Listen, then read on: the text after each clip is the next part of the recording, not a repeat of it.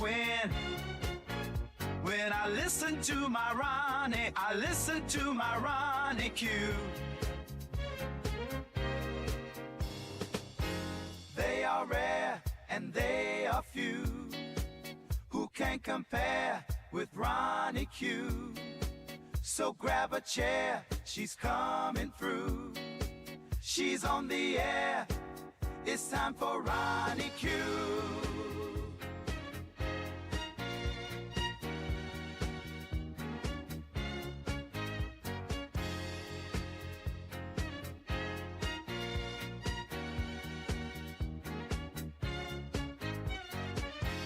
They are rare and they are few who can compare with RonyiQ.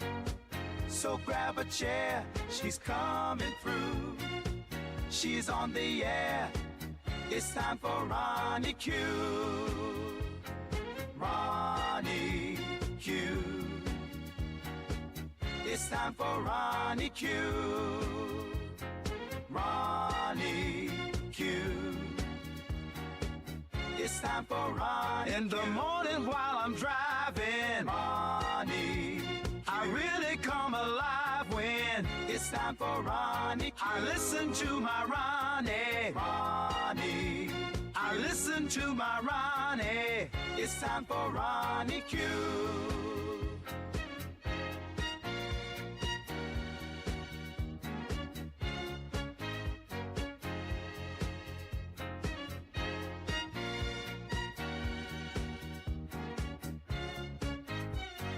Take a seat and go meet Ronnie. Sweet, sweet, sweet, sweet Ronnie. No day complete without my Ronnie. She can't be beat. Sweet, sweet Ronnie.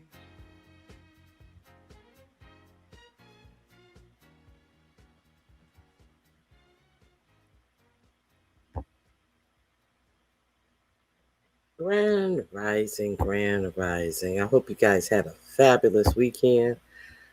Hold on. I hope you guys had a fabulous weekend. Let me remove this horror dancing from Netanyahu off my screen. I hope you guys had a fabulous weekend. Please hit the like button, share, and subscribe.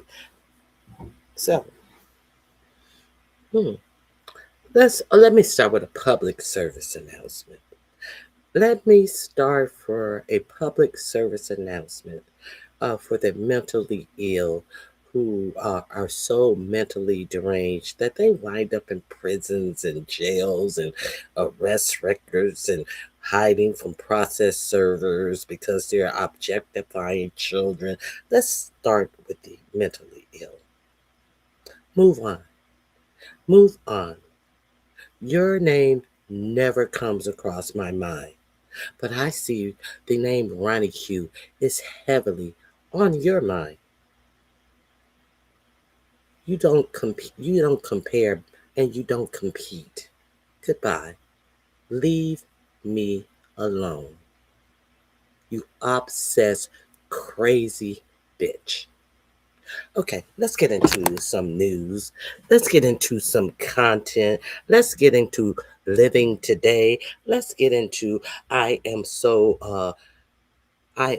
a dumb bitch that I want to live in yesterday. Let's get into some facts instead of making up hilarious lies. Please go stab your belly up with some more fat drugs. Go stab your belly up with fat drugs and your good friend too. How about that? Okay, so let's get into the latest of what's going on in the actual world that people actually live in. And while you're stabbing your belly up with some fat drugs, learn some Black history, bitch. Learn some Black history. Quit being a whole fucking mammy out here for the palm colored people who don't give a shit about you. you dumb bitch. Let's live in the real world.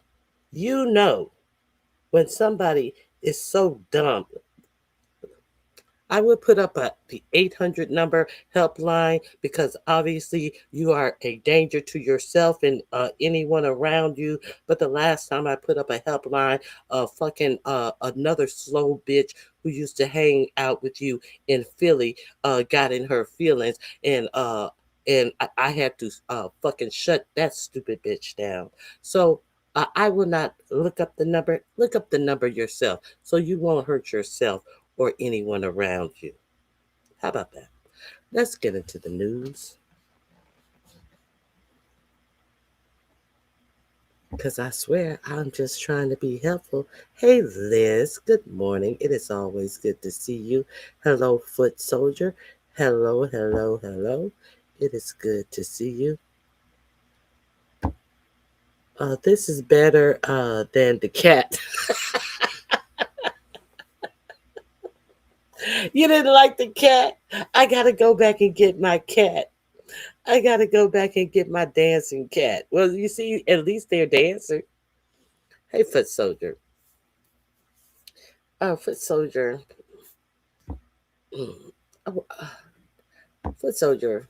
I was kind of perturbed with uh, 45, 47 coming out here so casually and announcing that 3 of our service members had lost their lives and 5 have been seriously injured in whole uh, this whole adventure for nothingness. This adventure into a war where it has been defined as at least 3 different reasons why we are going to war. Uh, I'm quite shocked that no one in the world is not questioning why uh, your president has gone to war with a country, and he has not did a serious address to the nation. And he did this days after he did his State of the Union address. He did this in the middle of negotiations where the negotiating parties were to uh, convene today. They were supposed to convene today to continue their negotiations. I, you know, the way that he so callously said that, you know, 3 service members have lost their lives, and there will be many more who are going to lose their lives, but he has not explained any rationale, any rational reason why we are over there striking this country. While we are over there, isn't it elder abuse? I mean, isn't elder abuse uh, another way to increase the crimes? He's over there uh, killing a senior citizen, much senior to his old ass, over there killing somebody who probably can't even walk. Over there killing a senior citizen under the guise of freeing the Iranian people. Now, let me share a little update with what now he has struck these people and has absolutely no way out. If you're not familiar, 4547 has already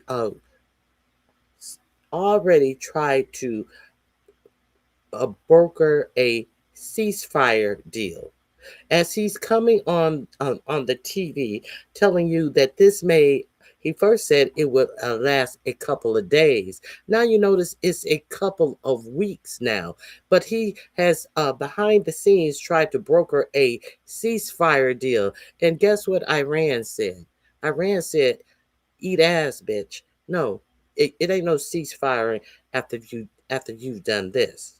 So if you are unaware, while they are telling you a war in the Middle East is going to take a couple of days. Now it's a couple of weeks. What is it going to be next? A couple of months. Then it's going to be a couple of years. And then it's going to be what? The same thing it has always been, a couple of decades of your money going into this war machine. All of your money. And what the convenience. Your Pentagon has $1 trillion budget. $1 trillion budget. When we were going to a war with Iraq and Iran, what were they doing with this $1 trillion, with this $1 billion, 800 and some $1 billion budget? I think it was when we were in Iran. What were they doing with this cash? They were putting it in airplanes. The backs of airplanes. The airplane where the flap comes down and they load the shipments into there. They were putting stacks of cash in there and dumping them out of the plane, trying to curry favor with the people on the ground. All of your money is just being shitted out of the back of airplanes because they didn't know what the fuck to do. Because they got into a war and they got stuck into a quagmire in a war that they had no reason for starting in the first place. So, if this is what they're actually doing with your money, you know what else they can do with your money during these wars? They can make these heads of these defense contractors exorbitantly rich. Now, who just got a new defense contract? None other than Don Jr. and none other than Beavis and Butthead, 45, 47 sons. These are people who have defense contracts. Who else have defense contract? Elon Musk. Who else has a defense contract? Palantir. None other than, what's the vampire's name? Oh, God.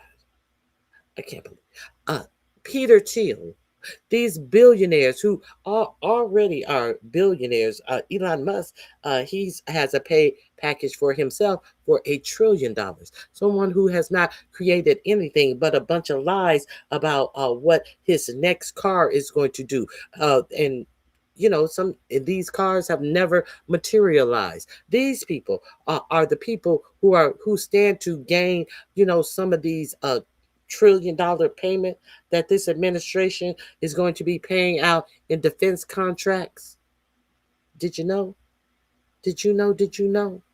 How many of these how many of these White House administrators, how many of them have stock in all of these defense contracts? What do you think this is?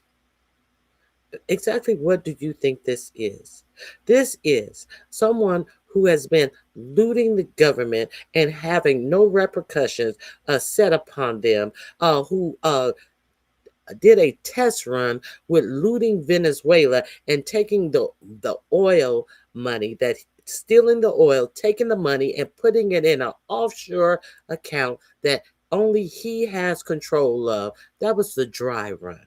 That was the dry run to loot the U.S. Treasury, in my opinion. That's just what I think. What do you think?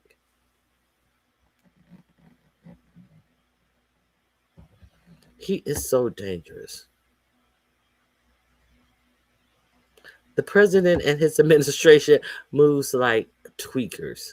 Hey, famous F, it's good to see you. Innocent people. How does he sleep at night knowing he's unalived children at a elementary school? Now, it was reported on a small scale. It went from 50 to 80. Now it's over 100 children that have been killed at an elementary girls' school. Children. Now, are you surprised that a elementary girls' school was in the sights of someone who killed all those children in Palestine?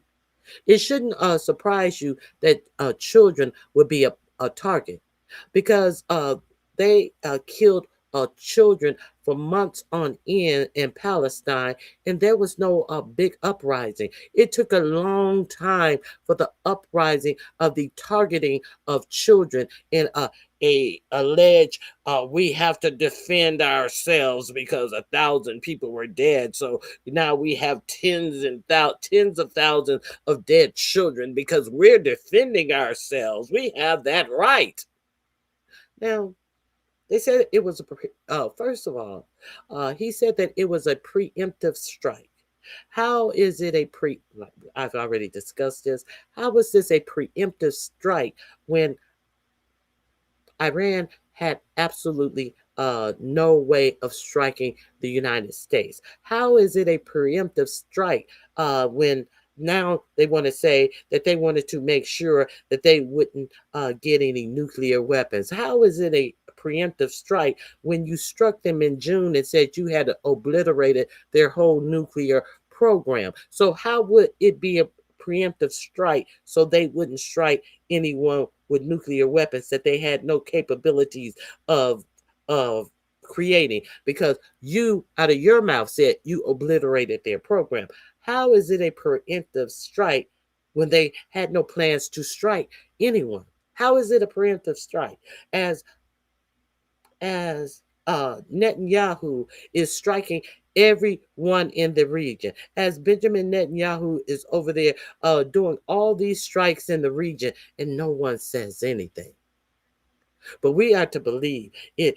We struck them so they wouldn't strike us first because they had, they had shown the potential that we were going to be struck by them when they're sitting down and negotiating. They're sitting down and negotiating a deal about what? Their nuclear enrichment program. They had to. Why were they sitting down negotiating a deal about the nuclear enrichment program? Because the deal that they already had to secure that they would not try to enrich uranium to make a weapon, 45-47 tore up the deal in his first administration. They already had a deal. He tore the deal up. They had inspectors going in there, and they passed all of their inspections that proved that they were using their nuclear capabilities to create power in their nation. This is how they, instead of drill, baby, drill and ruin your environment, they decided to have nuclear power, not nuclear weapons. The inspectors ensured that they were not enriching uranium to have. The UN inspectors were going in. But 45-47 is such a hater that he tore up the deal, I guess because President Obama made the deal, so it was insufficient. No, Benjamin Netanyahu was in his ear telling him that they weren't honoring the deal. But have any of you seen any facts that match up to the has any facts been presented to you as a nation that they were not honoring their deal that they were in under Obama, that 45-47 tore up? No. They offered no motherfucking information about them not honoring their first deal. So now they're in deals again to about their nuclear program. Now, I played for you on Friday what the I forget his position, who was actually negotiating with robber barons. He wasn't negotiating with anyone in the administration who had any knowledge about wars and fighting wars. He was in negotiating with robber barons, Jared Kushner and Steve Witkoff. His son-in-law, who received $2 billion from the Saudis, $2 billion from the Saudi at the end of his first administration, for his startup hedge fund business that he had never worked in. They got $2 billion from Saudi Arabia. The Saudi Wealth Fund didn't even want to give him this money because they had never been in this business that they were in. But the crown prince overrode the Saudi wealth fund and gave Jared Kushner $2 billion. And when they gave Jared Kushner $2 billion, everyone was aghast. And they tried to make up an excuse and said, well, I don't know why you guys are worried about this. It's not like Jared Kushner will be in any government again. He's not going to work for the government again. Jared Kushner is now a assistant to the envoy of this Steve Witkoff. Steve Witkoff, who has absolutely no experience in government, probably paying off.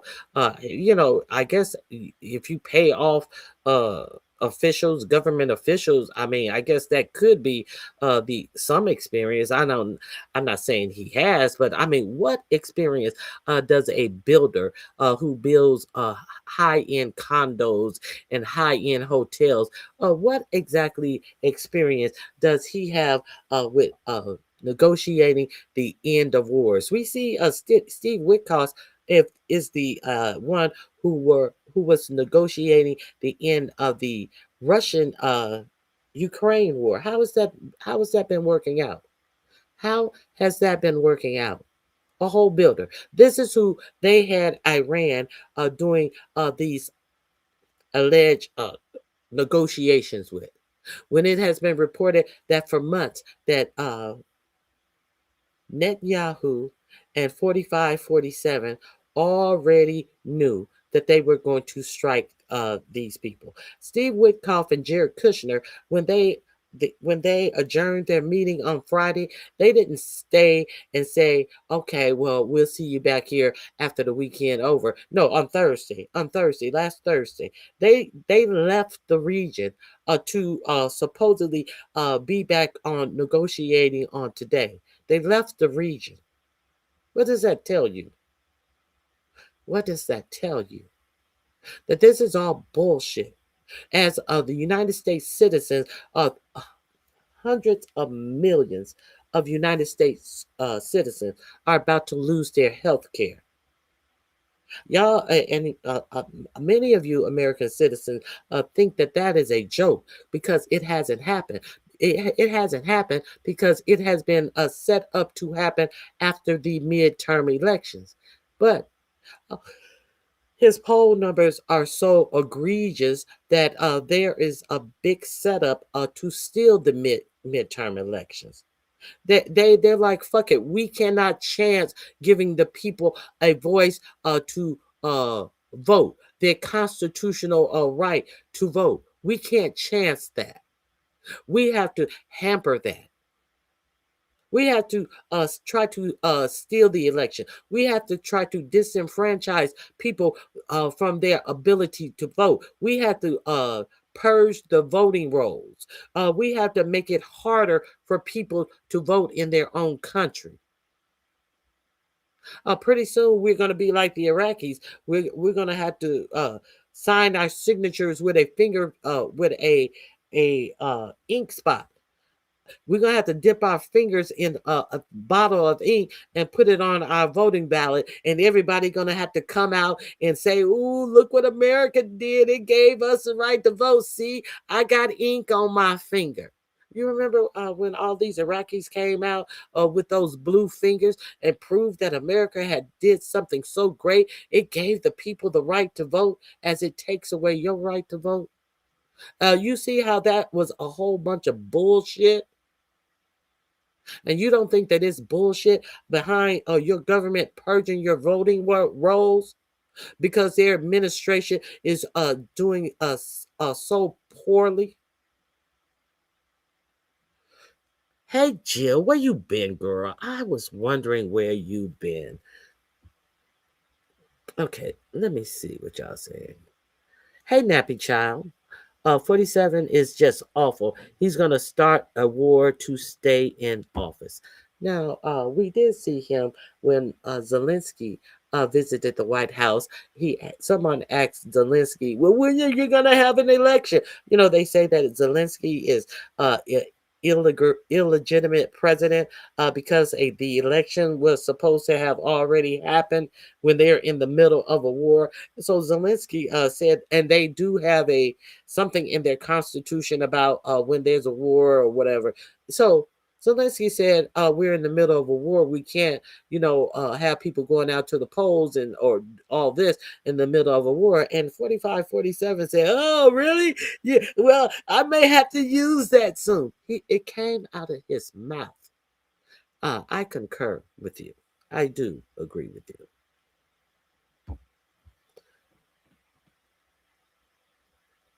I agree with you. Hey, detach myself. Hey, happy life. If they do come to an agreement or a ceasefire, 4547 is gonna, let me see. I lost that comp. Is gonna claim he made a peace deal when he started this shit. He's gonna say it with a straight face. So Iran told them there will be no peace agreement. So Iran now, what is also interesting, you may not be aware of that all of these anti missile components that the U.S. have. It doesn't seem like they have enough anti missile units to even fight a long war because they have been selling them to Ukraine and other parts of the world. Now, you notice that Israel is not allowing any press in to. To view all of the bombs that are going off in Israel. Whatever happened to the Golden Dome of Israel, where they felt that they could just strike people whenever they felt like it because they had the Dome, so the people would be protected. You know who's over there protecting the Israelis? While they have put the U.S. servicemen lives in danger for absolute no reason that they can have told you, the U.S. Service members, they are over there protecting these golden domes. A couple of them have been impacted. Israel is not allowing cameras over there. There would happen to be a live broadcast of one news agency. I don't want to say it was Fox, but I think it was Fox. One news agency was over there doing a live broadcast, and they just happened to capture a a building in Israel being struck. And when they went down to get a closer look, that building was fucked up. So what Iran is doing, they're striking back at Israel, but they're also striking back at uh, other nations that the U.S. has interest in. That's why they're striking back at all of these other nations. Now, remember the Prime Minister of Great Britain, Steimer, the one who was shaking so nervously because he had let a pedophile be the ambassador to the U.S. Somebody who was quite tightly associated with Jeffrey Epstein, that he was standing up there before his parliament shaking and telling you that he had heard about the rumors about this man being a close friend to Jeffrey Epstein, and now this former Great Britain, what is his name? I can't think of the man's name. I did the reporting on this. Now this former ambassador to the US has been arrested in Britain. That same Steimer, he said that the US will not be able to use any of its airports to do their mission in Iran. They will not be able to fly from any of their military bases all around that region. No, you cannot use our military bases. We don't want anything to do with this. Oh no. Now, Iran, they're striking all of the United States' interests in the Middle East. So if you're wondering why Iran is striking Israel and other installations in the Middle East, to the point that the Americans are not going to have anti missile defense to protect themselves, much less anybody else. So they're talking about having a war for weeks. What you gonna do after a month? What are you gonna do then? So Israel don't want you to know that they some of their anti missile uh, in the Golden Dome has been struck, and that they're vulnerable. They don't want you to know that, and the U.S. don't want you to know that either. Also, these installations that they're striking all around uh, in Qatar, in Dubai, and now the Strait of Hormuz that we talked about on Friday has been shut down. Shut down. The Strait of Hormuz. You remember when 45, 47 first took office, and we were over there striking, doing those strikes in Yemen, that the dumb Pete Keg breath broadcast to a actual reporter on an unsecure signal call, when these people, if they had gotten word of times and what type of planes that he gave in this signal call, they could have taken down these planes because they have anti-aircraft missiles. The same fucking strikes that they were making in Yemen, where they lost a whole motherfucking uh fighter jet off of the deck of one of their uh what is it? Well, the boats that hold the fighter jets, what, aircraft carriers. They lost a whole jet off of an aircraft carrier because they were making a such a quick turn, trying to haul ass under the unexperienced Pete Keg breath, that a whole motherfucking fighting military plane was lost in the sea. These are the people. These are the people who are going to war in Iran, who couldn't win a war in Iraq, who hasn't won a war since World War II. Let's keep it a buck. This is the record of the United States government. Haven't won a war since World War II. We've been in two wars over 20 years, over 2 decades, with Iraq and Iran.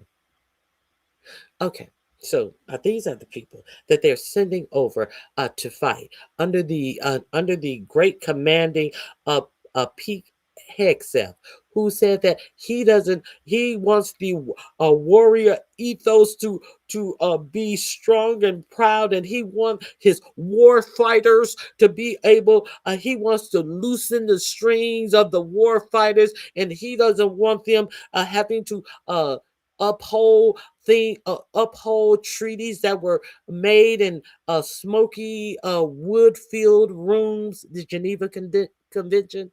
He doesn't want our war fighters and our war fighting ethos to be hampered by things like the Geneva Convention. That is kind of obvious. That is kind of obvious. The Geneva Convention that was put into place after World War II, so no nation could just unilaterally go into another nation and strike it. That kind of makes sense, because that's what we're doing. This is exactly what this administration is doing. He told you during his confirmation hearing, and every Republican approved him.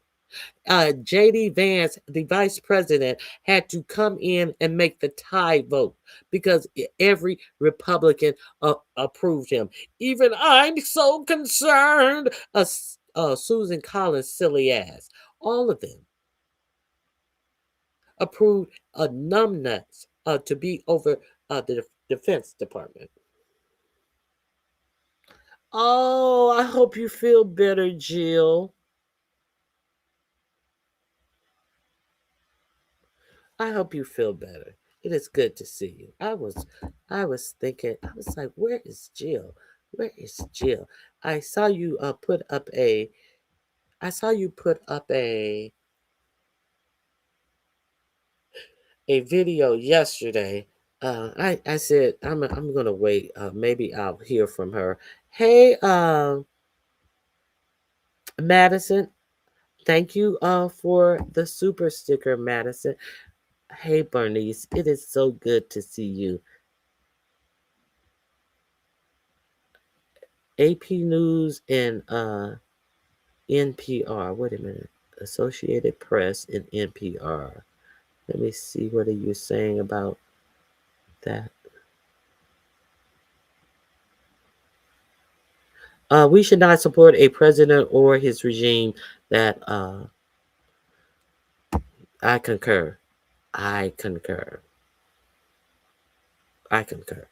Now, let me get into some of the things. If you guys were late, uh, let's take a little time out.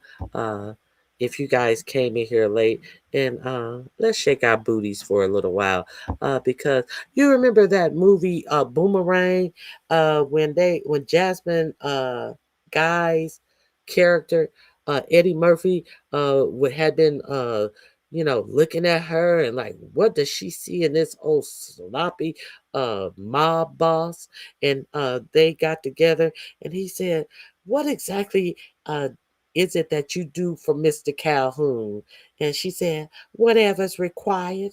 So it seems that we are in a situation that we are being ruled by a president that is doing whatever is required. It seems like he has been compromised, in my opinion, because he is taking our blood and treasure. He's acting as if it is no big deal. This is what happens in war. A whole draft dodger, a whole I got bone spurs in my foot, motherfucker, is casually talking about the lives of American soldiers losing their lives, and he can't tell you why they're losing their lives. Let's if you missed my intro, uh this says it all.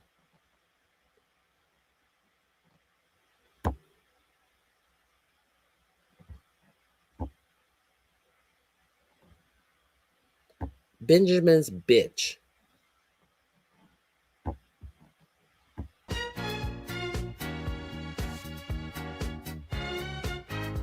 In the morning when I'm driving, I really come alive when I listen to my RonyiQ. Just in case you missed the intro, that link is in my description box. All of the links that I play are always in my description box. So let's get into what we're going to be talking about today. That is some of the stuff that I can readily remember. I will always be supporting you, and you as well.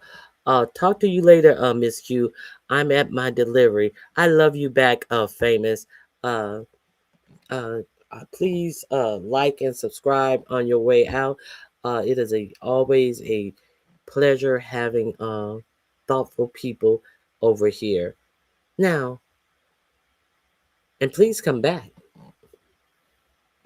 Now, where was I? Oh, let me see where am I want to I was talking to you about Steve Witkoff. Why was I talking to you about Steve Witkoff? uh, do you understand that this administration has been currying favor with these nations that are being struck by Iran, while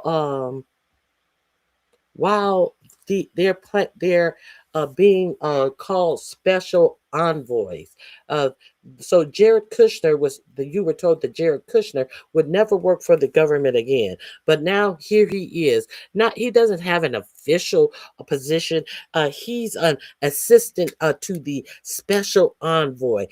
Jared Kushner, who is knee deep in the Middle East, making deals, and Jared Kushner, who is presenting plans to make this techno city on the top of the bodies of the Palestinians who have been ethnically cleansed from their land. That Jared Kushner who years ago said that Palestine was great waterfront property. That Jared Kushner. These people are over in the Middle East making deals for themselves to enrich themselves and their families. Let me share this with you if you are unaware of this. Steve Witkoff. Steve Witkoff, who couldn't make it to Qatar to tell them that they were about to be struck. Steve, he was trying so hard to get there. Steve Witkoff, Trump Middle East envoy Steve Witkoff and sons blur peace and profit from real estate to crypto deals. Let me share this with you. This is Democracy Now!, democracynow.org, The War and Peace Report. I'm Amy Goodman. Officials with Hamas say they'll respond soon to President Trump's ceasefire proposal to end Israel's nearly two-year war on Gaza. Meanwhile, on Wednesday, White House Press Secretary Carolyn Leavitt reiterated President Trump's timeline of 3 to 4 days for Hamas to agree to a deal and said any announcements would come from Trump and his Middle East envoy, Steve Witkoff. During the briefing, Leavitt was asked why the administration believed it was appropriate for Trump's son-in-law, Jared Kushner, to be involved in negotiations in the Middle East, given his financial ties to the region. This was part of Leavitt's response. Virtually everyone in the world is supportive of this plan that Jared Kushner offered his time to help put together alongside our special envoy Witkoff. Trump's Middle East envoy, Steve Witkoff, has said he's very optimistic the U.S. peace deal will succeed. Well, today we look at the many deals Steve Witkoff and his family are involved with. In a New York Times investigation headlined, "As Witkoff pitched Mideast peace, his son pitched Mideast investors." It begins, quote, "As Steve Witkoff, President Trump's envoy to the Middle East, conducted delicate ceasefire negotiations between Israel and Hamas this year, his son Alex was on another mission. He was quietly soliciting billions of dollars from some of the same governments whose representatives were involved in peace talks with his father," unquote. For more, we're joined by one of the lead reporters on the piece, Deborah Kamen, who covers the real estate industry for the New York Times. Deborah, thanks so much for being with us. I didn't expect exposés on the Middle East envoy, Steve Witkoff, to come from the real estate reporter at the New York Times. But if you can start off by talking about how you got involved with the story and what you found. Yeah, thank you. Thank you for having me. So this story actually is part of a body of reporting the Times has been focused on for several months with reporters from across the newsroom. At the beginning of the Trump administration, it became very clear to all of us in the newsroom and many people in America that we were facing a really unprecedented situation in terms of conflicts of interest in the administration. So the Times put together a team of reporters from all different departments to look into different officials in the administration. I was tapped for that team along with several of my very talented colleagues. And when it comes particularly to Steve Witkoff, the fact that he is a real estate developer, my real estate background was very helpful in that area. And I partnered with people in London and in New York and in Washington. And we've all been working together to really try to figure out how we can report on a situation that is unlike anything we've ever seen. So explain what the Witkoff real estate empire is and who it involves. If you can talk about Steve Witkoff, his son Alex. So Steve Witkoff has been working in real estate for many, many years in New York City. His friendship with Donald Trump goes back to the fact that they both were real estate developers here in New York. They became friends in the 80s. Now, This is who's brokering peace deals. What does this person know about brokering peace deals? It seems like he does know quite a bit about brokering financial deals. It does seem like he knows about that. And let's see what Steve Witkoff's his son. Now, what is also interesting about this Steve Witkoff, he has not totally divested from his own company. That is another thing you want to know. While they keep on putting his son's name out here, his son, Steve Witkoff is fully invested in his own company.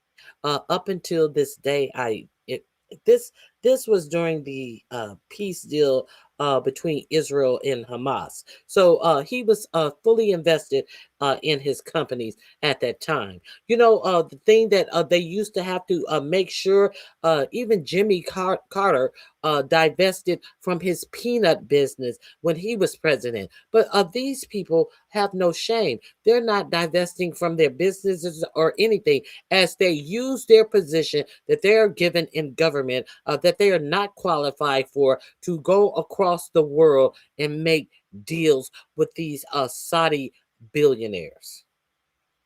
If you're not, if you are, you wonder what I'm talking about. And right here, this Nimnut right here is the guy who bought in the reporter from the Atlantic. Did he lose his job? No, he was sitting at the UN Council trying to be indignant. What was his name? He was over the National something Security Agency. He was at the UN emergency meeting of the Security Council and trying to act indignant as if he didn't have to answer questions about this unauthorized strike on Iran.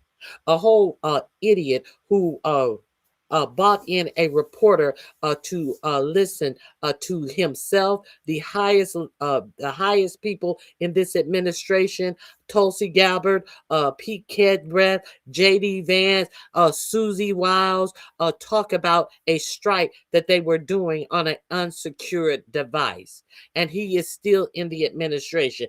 This is who was sitting in the emergency meeting at the UN. What is this motherfucker's name? It's been so long since the same married motherfucker who they found the chat to some long schlong black man who was visiting DC. Yeah, him. I forget his name. I'll look it up. Let's continue. And in the late 90s, Steve Witkoff formed his company, the Witkoff Group, which is now a very successful, very well-known real estate development company. And their special sauce is that they build fantastically successful apartments and condos, often taking over buildings that have been previously distressed and then turning them for profit. So he has projects in Florida, he has projects in New York. They also have several projects abroad. And when Steve Witkoff was tapped late last year to be the special envoy to the Middle East, he turned the company over to his son, Alex, who is now running it. But as we learned in our reporting, Alex has been, for quite some time, been groomed to take over the company. And also, as we learned in our reporting, Steve Witkoff has not fully divested yet from the company, although he says he's in the process of making that happen. During a real estate forum in New York City in May, Steve Witkoff and his son Alex were questioned on stage by Amir Karanji, founder of The Real Deal and organizer of the conference. He asked about how Witkoff's role as Middle East envoy impacts the real estate business of the Witkoff Group, which is now run, as you said, by Alex Witkoff. When you call people, people recognize the name and they recognize Steve. Is it easier to make those phone calls when you're raising capital right now? I'd say, I mean, we're raising capital based on a 30-year career. We've been doing business with major private equity firms, pension funds, banks for 30, 40 years, so it's business as usual. So it hasn't changed at all? I mean, I know you guys, the Park Lane Hotel recently sold to the Qataris. Like, that happened around the same time that, Steve was going there. And I know he got a lot of hard press about that, but it obviously, did did there appear like any conflict there? Because people, it happened with the Kushners too. They were having a hard time with 666, and Jared goes into office, and then the Qataris come in and sort of purchase six. Well, first off, they're part of the 666 building owned by the Kushners, that they were about to lose this whole motherfucking building. They were about to go into foreclosure for this building, and then magically the Qataris came in and bought a whole motherfucking I think the 666 building was a whole city block in New York City that Jared Kushner did not know what he was doing, was put in the position because his thieving father, who was cheating on his taxes, had gone to jail, and the Kushner business was left in the hands of Jared Kushner, who ran it in the ground. All of these Jared Kushner properties throughout the United States that are they slum lord over, do no maintenance to. This is who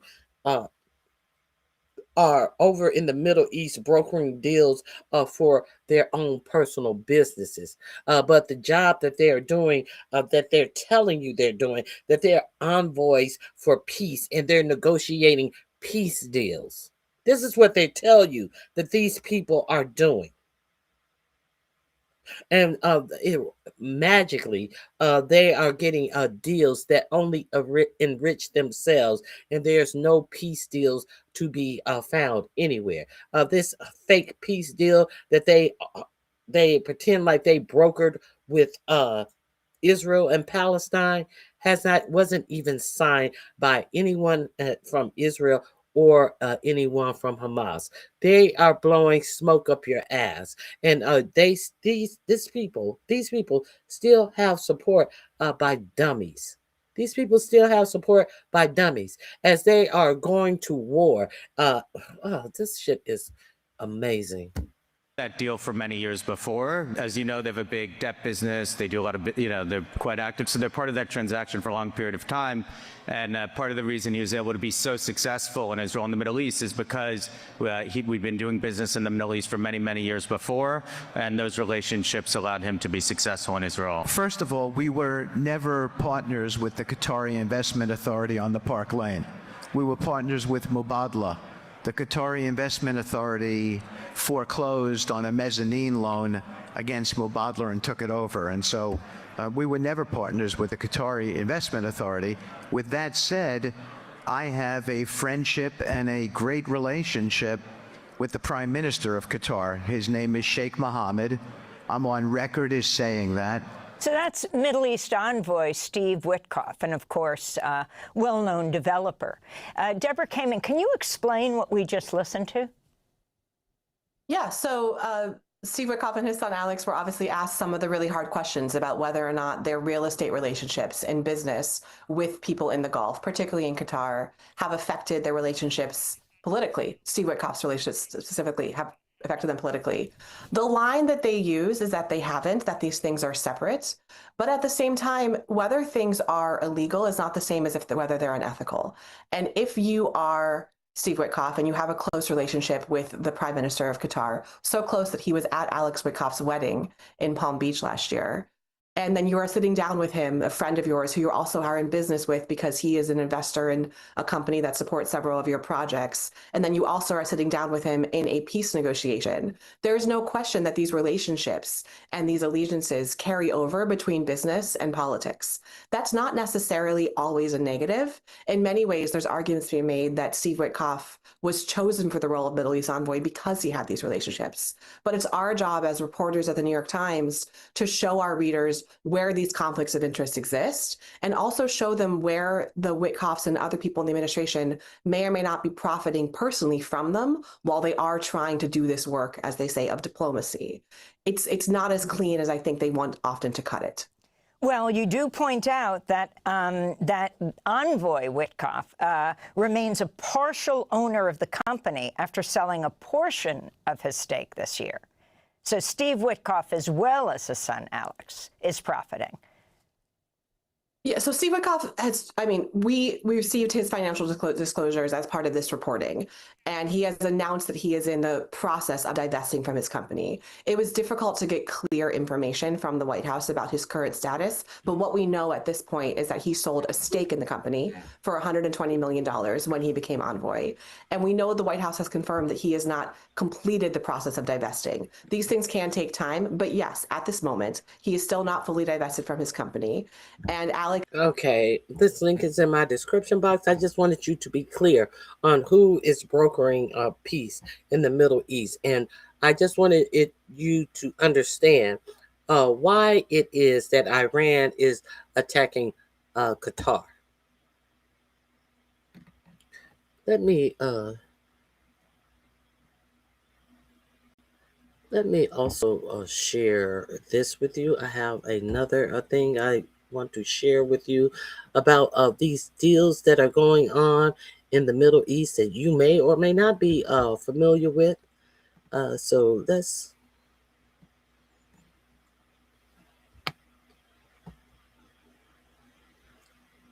share. Let's share this. U.S. Saudi signed a $142 billion arms deal as Trump meets with Syria's new leader and drops Syrian sanctions. I talked about this when it happened, when the Crown Prince came over to the United States and said that he really wanted Trump to meet the new Syrian leader. The new Syrian leader was someone that our troops were fighting over in Afghanistan, as he was somebody who our troops were fighting in Afghanistan, and now miraculously he's the Syrian leader who was invited to the White House, someone that our troops was fighting, who has been propped up in the Syrian government as the interim president. I don't know when Syria is going to have their elections. This is why Syria is being attacked by Iran. Let's get into this. This is Democracy Now!, democracynow.org, the War and Peace Report. I'm Amy Goodman in New York, joined by Democracy Now!'s Juan Gonzalez in Chicago. Hi, Juan. Hi, Amy, and welcome to all of our listeners and viewers across the country and around the world. President Trump has arrived in Qatar after 2 days in Saudi Arabia. Earlier today, President Trump met in Riyadh with Syria's new president, Ahmed al-Sharaa, the former al-Qaeda leader who helped topple the regime of Bashar al-Assad last December. During the meeting, Trump urged al-Sharaa to normalize ties with Israel and join the Abraham Accords. Trump also asked the Syrian leader to deport Palestinians he described as, quote, terrorists. After the meeting, Trump said, quote, we're currently exploring normalizing relations with Syria's new government, unquote. The meeting took place hours after Trump pledged to lift U.S. sanctions on Syria in a major policy shift.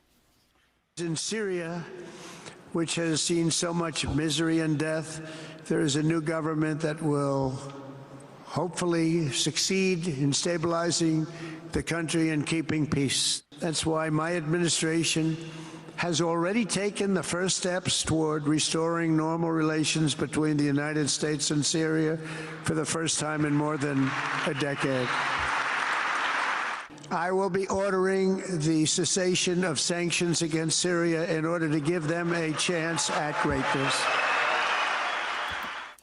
Much of President Trump's trip to the Gulf has focused on securing new deals for U.S. companies. On Tuesday, the U.S. and Saudi Arabia signed a new $142 billion arms deal in what the White House has called the largest defense cooperation agreement Washington has ever achieved.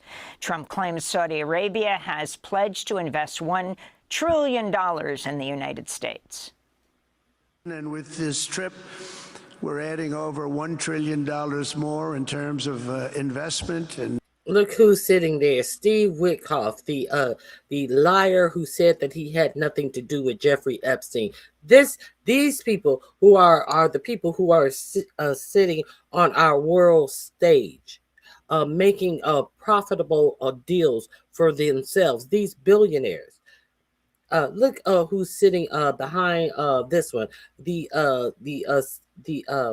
owner of NVIDIA chips is over there on with the presidential envoy. Look at his envoy. Let's continue.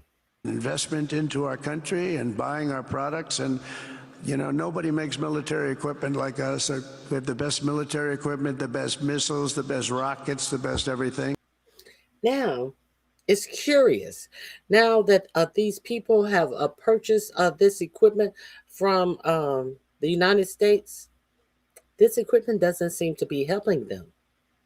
Do you think that these people are going to be upset that this equipment that is being sold to them as being able to protect their nations, as they just shit out money all over their nations to make their nation beautiful, while the United States look like some antiquated shithole with patches all over our infrastructure?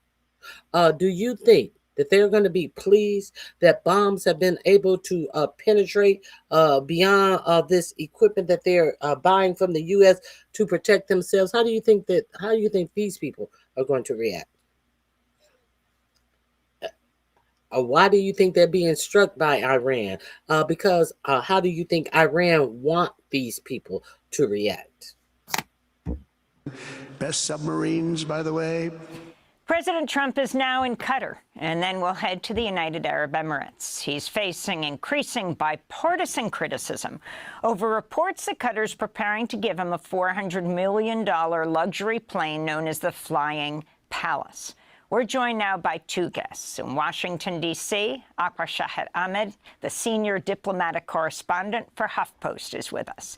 His latest piece is headlined "A Moment of Truth in the Middle East for Donald Trump and Steve Witkoff." Okay, hold on one second.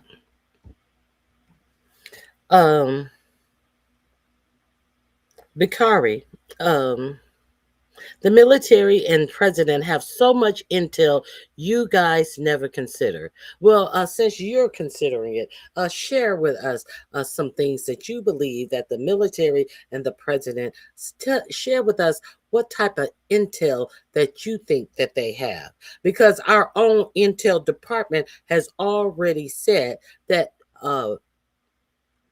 besides what 4547 has presented to this nation, that they did not feel that Iran was trying to reinstitute their nuclear program. So what information? Since we don't have it, it's obvious that you think you have it. So what is it? What might it be? What might it be? Since you want to have a conversation, converse on that. Expound on your statement. I'll wait. Oh, nothing. Okay, let's continue. See, it's miraculous that people want to get in their feelings when you're just presenting facts to them. I understand that some of these facts are new because your for-profit media is not touching on any of this stuff. Your for-profit media is not telling you any of this stuff. This is the first time you're hearing this shit reported. Forthcoming book on the Biden administration in Gaza is titled "Crossing the Red Line." And here in New York, Sarah Lee Whitson is with us, the executive director of Dawn, an organization working to reform U.S. foreign policy in the Middle East. We welcome you both back to Democracy Now! Sarah Lee Whitson, let's begin with you. Your assessment of what's happened over the last 2 days, both his visits with these three countries, he's about to go to the United Arab Emirates, just landed in Qatar, in Doha, but also what this means for Israel. Well, this is a very volatile moment in the Middle East, and we've seen some pivots that we really haven't seen for decades in terms of independent U.S. decision-making in the Middle East. President Trump has ended sanctions on Syria. He's reached a truce in Yemen with the Houthis. He's declared that he's going to have diplomatic negotiations with Iran, all without the consent or veto of Israel, which previously existed. And meanwhile, he's dramatically expanding America's economic ties to the Gulf states, declaring that if you can pay, then you can play. The massive announcement of trade deals with Saudi Arabia, $600 billion. If you can pay, then you can play. And look how they're paying now. They're paying with strikes that Iran is striking all of these nations that are doing this little pay to play with the Americans, with not the Americans, with 45, 47, because America ain't getting shit out of any of these deals. The largest weapons deal, $148 billion with Saudi Arabia, and really no talk at all of a normalization with Israel as any kind of a condition, including for the development of a civilian nuclear plant. What we still don't know is what Saudi's going to charge the United States in return, whether there's going to be a defense pact, which is, of course, what Saudi Arabia has long been looking for. And Sarah, what about all of the CEOs of major U.S. corporations that have also headed to the Middle East as well for during these days? What do you make of that? Well, I mean, the days of Saudi isolation in the wake of the murder of Jamal Khashoggi, when some of these very same business leaders absented themselves from appearing in Saudi Arabia, are long over. And now I think American companies are looking to cash in on the billions of dollars of the Saudi Public Investment Fund, the Emirati Public Investment Fund, the Qatari Public Investment Fund. This is a boondoggle for American businesses because the Gulf states understand that in order to continue to secure U.S. protection, they must expand their investments in U.S. businesses. And in terms of the ceasefire in Yemen that Trump has implemented, as well as other actions he's taken that seem to be marginalizing Israel and the Netanyahu administration, what do you make of that? Well, I mean, the ceasefire with the Yemen and the Houthis is an excellent development, and I wish that every other American president had ended failed catastrophic wars after a mere 2 months, which is the deadline that President Trump imposed on this foolish incursion into Yemen, which has put us back exactly where we were before the incursion started. This was never a conflict that the United States was pursuing in U.S. interests, but clearly to support Israel and look at where we are in Yemen again today. Look at where we are in Yemen. Where are we in Yemen? Yemen is the one who helped close the Strait of Hormuz. Why does it matter? Because that's where a large portion of our oil come from. A large portion of things that come out of that region goes through the Strait of Hormuz, which is so narrow that anything going through the Strait of Hormuz can be struck by Iran. Why does that matter? I just told you that's where most of our oil is coming from. If you are not aware, if you need to get up and go to the gas station this morning, you will find that since the Strait of Hormuz has been closed, gas prices are already increasing. So who knows how long this would last, but we do know the impact is instant. These links are in my description box under the title Profit Over Peace. Let me see if this is something different. I think I have one more.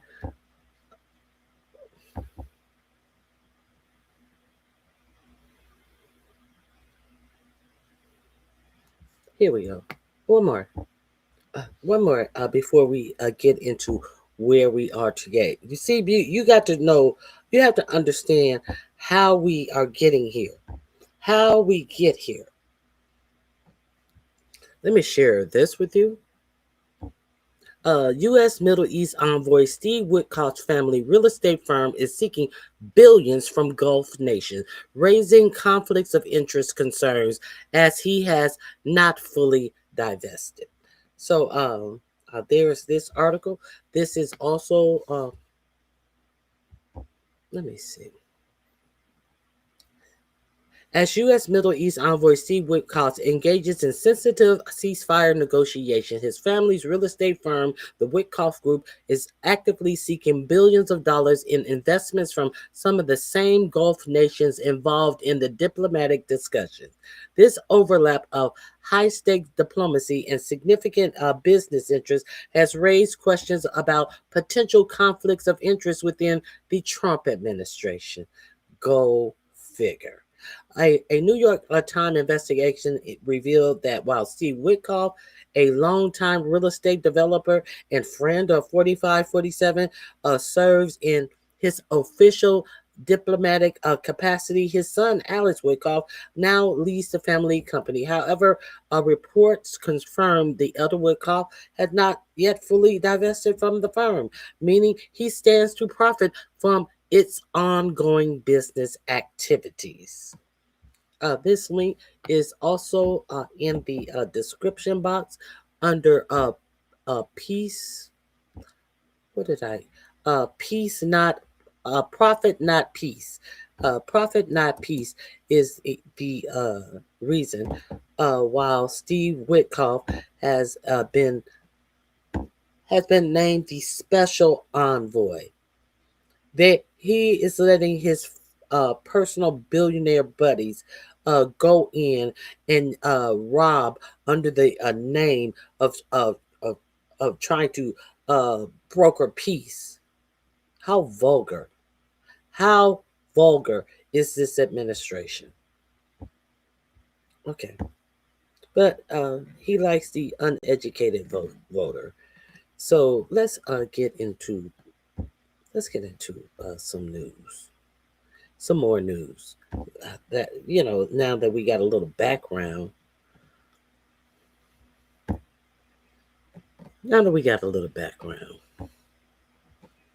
we know that the Ayatollah has been killed. We do know that. Let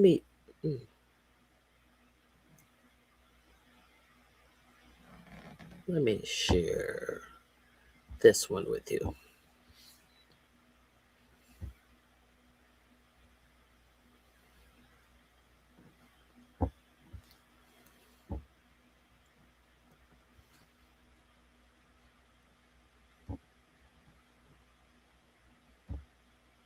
Whether or not there are any American casualties. In Kuwait, we have confirmation from video footage posted online that the airport in Kuwait was impacted, and there are videos circulating of missile strikes possibly in Qatar as well. This is just the beginning of what will be a long and large war in the Middle East. Multiple countries will be impacted and have already been impacted. More updates soon. Follow for more.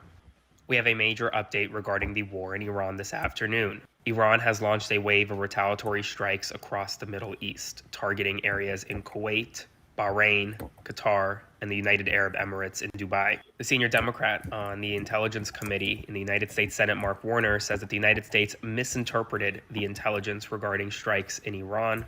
Right now, a Shahed drone was seen impacting a high population area in Dubai, and a hotel, the Fairmont Hotel, caught fire as a result of debris impacting the hotel. A U.S. Navy center in Bahrain, according to NBC News, was struck by Iranian missiles. Unclear whether or not there are any American casualties. In Kuwait, we have confirmation from video footage posted online that the airport in Kuwait was impacted, and there are videos circulating of missile strikes possibly in Qatar as well. This is just the beginning of what will be a long and large war in the Middle East. Okay, so there's that. Now, Aaron Paranis also reported on several things that I want to talk about. If you're not familiar with his page, the link is in my description box for everything that I play. I suggest you go over in my description box and check these people in their reporting out, because most of this reporting you are definitely not going to get in this for-profit media. Iran was going to launch preemptive strikes, completely undercut by the United States' own intelligence. CNN confirmed tonight that Pentagon briefers told members of Congress and congressional staff this evening, or rather today, that Iran was not planning on attacking the United States or Israel unless Israel or the United States attacked first. So completely undercutting the prior claim that these were to stop preemptive strikes. The second major development is that Donald Trump spoke to the New York Times, and he says that the model for Iran should be similar to that of Venezuela. He says that that's a good kind of situation to model this one after. Well, that's a big issue, because the Trump administration can't conduct regime change in Iran like it says so publicly if all it wants to do is remove the Ayatollah and move on. Also, Trump himself says this war could last 4 to 5 weeks. Venezuela was pretty quick. So we'll see what's going to happen. But it doesn't seem like the Trump administration has a clear-cut explanation or a plan. We have two major developments this evening regarding the war in Iran. First, the Trump administration's justification for the war, the fact that Iran was going to launch preemptive strikes, completely undercut by the United States' own intelligence. CNN confirmed. Okay, so there we have that there, undercut by America's own intelligence. So it once you stop watching propaganda and actually try to find some news that this for-profit media is not showing you. Now, the for-profit media, I noticed, is also trying to say that everyone is up in arms and so happy about it, and they show celebrations from Iranians, the large population of Iranians who are in the Los Angeles area. These filthy rich people who are celebrating in one of the most expensive countries in the nation, and they are doing very well in Southern California. They show them celebrating that the Ayatollah has been killed by this administration. However, why isn't the for-profit media now? Iran is a country of, is it 90 million people? I think it's something like 90 million people. And they're showing you a population of Iranians celebrating in Los Angeles. Is your for-profit media showing you all the Iranian people who are irate, who are pissed off? No, they're not. Are they showing you all of the Iranian people who are chanting death to America? Now, they always want to tell you that the Iranian people are always chanting death to America. But after their nation was struck and their leader has been lost his life due to the strikes on a premise that has not been enunciated and actually approved by Congress, has been explained, has been detailed to you on some bullshit strike. Now the Iranian people are chanting death to America. And if you look at the people who they are showing you on the news who are happy about it, wait until you see the people who are not happy about it. But your for-profit media is not showing you that, because they have an agenda. Okay, so we're going to get into some of that. Now, I also saw something very curious. Let me see if I can find it. Yes. Now, they're trying to say that this is a fake report, but I did a little before I present something, I try to find out just because it's on social media doesn't mean it's true. We understand that. So I found this quite interesting. This reporting on Netanyahu, his location. Where is we? I think it's like a where is Waldo situation. Where is Netanyahu? Let's see. It seems like they are thinking that Netanyahu may actually be where in Germany. So there was a instance where the official Air Force One type plane of Israel was circling around Israel for 4 hours, and then the plane flew this place and that place. You know that there's a arrest warrant out for Netanyahu, so Netanyahu just can't go anywhere now. There is a report that Netanyahu wound up where else? What place would Netanyahu wind up in? There's reports that Netanyahu is hiding out in Germany because he is afraid to go back to Israel. These are the reports. I'm just giving you the information. And then when I looked to find out, to fact check this, take it with a grain of salt is what I'm saying.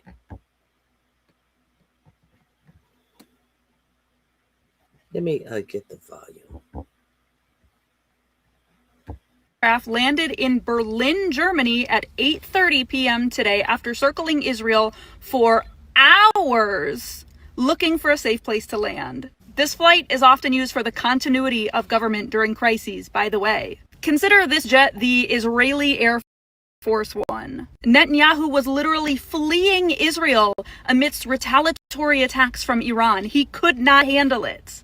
The plane was stuck circling over Israeli coastal airspace for several hours before finally leaving Israeli airspace to try to seek refuge in Europe. The jet was seen circling over Greece, and it is alleged that they were refused entry in Cyprus. While the West is sending their children to die in a war that they have absolutely no involvement in, the leader of Israel has fled the country. And to Germany, no less. How about that? So Netanyahu has officially fled to Germany. I mean, Germany, of all places. The jokes write themselves. The official Israeli state aircraft landed in Berlin, Germany at 8:30 p.m. today after circling Israel for hours looking for a safe place to land. This flight is often used for the continuity of government during crises, by the way. Consider this jet the... Okay, I just wanted to share that with you. These are some of the reportings that are coming out. This is in my description box under hide and seek. Is Netanyahu in Germany? Let me, when I fact check that, let me show you the reporting that I got on that. Okay. Let me share with you. Here we go. Oh, but before we delve into all of that, who is this? Russell Norton. Russell Norton. He bombed Iran to fight terrorism. You retards. Okay, since we're retards, can you give one example of a terrorism that he was trying to fight that Iran is complicit in? Since we're retards. Since we're retards, and you're the intelligent one, Russell, can you tell me what terrorism that would befell the United States that he was trying to fight in striking Iran? I'm waiting. I'm waiting. Hey, Very Carey. Oh, thank you, Very Carey. Thank you, Very Carey. Okay, so is Netanyahu in Germany? You know, the Netanyahu who has this administration calling everything anti-Semitic and taking children out of schools, and everything is anti-Semitic, except when the right-wing nut jobs come out and say that the Holocaust was not real because they are Republican voters. No, there's never anything said about them, except when the young Republicans come out and says things like they are feeling kind of Hitlerish today. It's time to clean out get the showers ready and throw people in the showers, which were the gas chambers. Except when the young Republicans talk all of this Nazi shit. There's no call about anti-Semitism about them. So it is peculiar that Netanyahu, who has perpetrated this victimhood of the Jewish people to being anything that you say that you don't agree with the direction of their politics is anti-Semitic. And when they illegally, in my opinion, strike a country that they're lying on, and they strike a country on bullshit premises.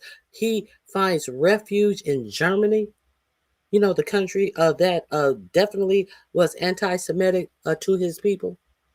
That is rich. So let's fact check. Benjamin Netanyahu assassinated in Iran strike. No. That social media claims allege that Israeli Prime Minister Netanyahu was assassinated in an Iranian strike or fled to Germany are false and unverified. There is no official confirmation supporting these rumors. If the rumor is true, then Israeli Prime Minister Benjamin Netanyahu, I think that means is the rumor true. Where is Netanyahu? Amid the escalating tensions in the Middle East and after the killing of our Iranian Supreme Leader Ali Khamenei, Israel Prime Minister Benjamin Netanyahu has not made any public appearance. He was the first person to claim via video message that the Ayatollah was killed in an Israeli strike. This is what I got.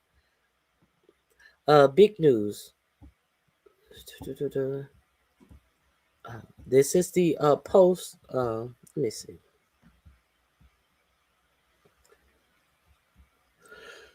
Some unverified accounts claim that if the rumor is true, Israeli Prime Minister Benjamin Netanyahu. Well, that's not what I want. Where's the fucking start of the story? I don't think I started at the start.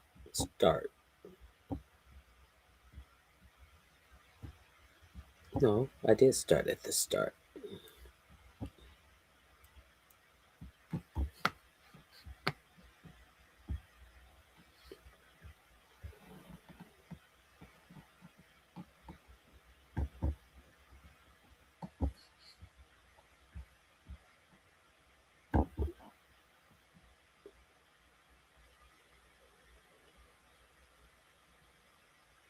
Now, I didn't see Al Jazeera briefly reported that Netanyahu was dead before removing the story, sparking widespread speculation about his status. I did not see that, but maybe they have a picture up here. AI is a motherfucker.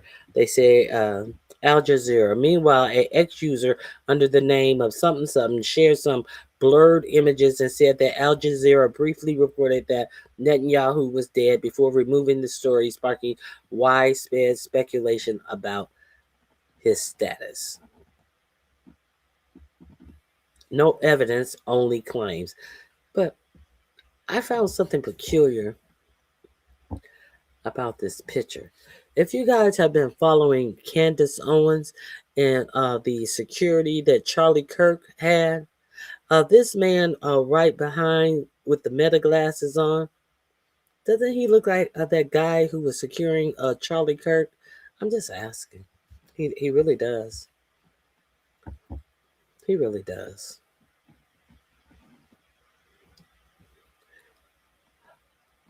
Now, there's one report here that said yesterday here in Tel Aviv and now in Beset Shamash, we lost dear people.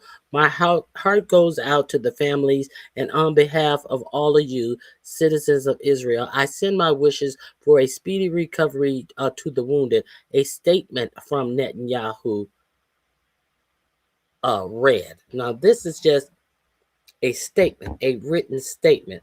So it's not clear if Netanyahu.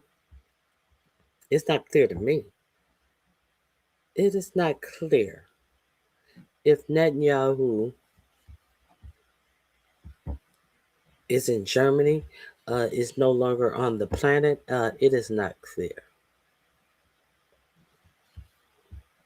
I think this is the one. This is the one. That's the same one. That's the same one.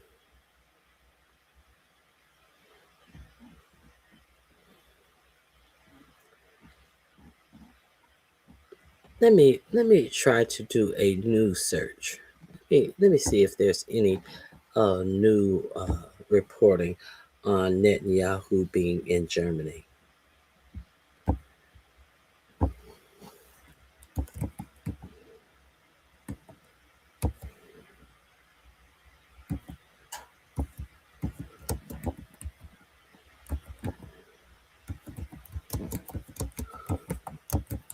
Let's see if there's any new reporting on this.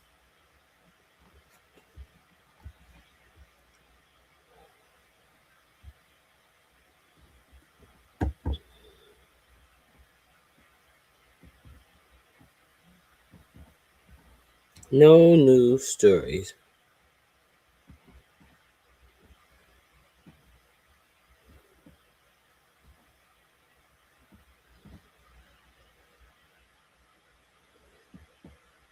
Let me see. No new stories.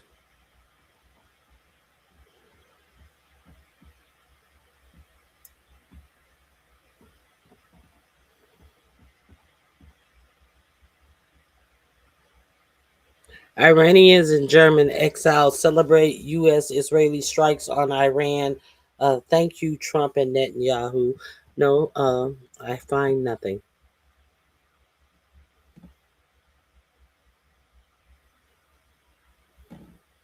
I find nothing.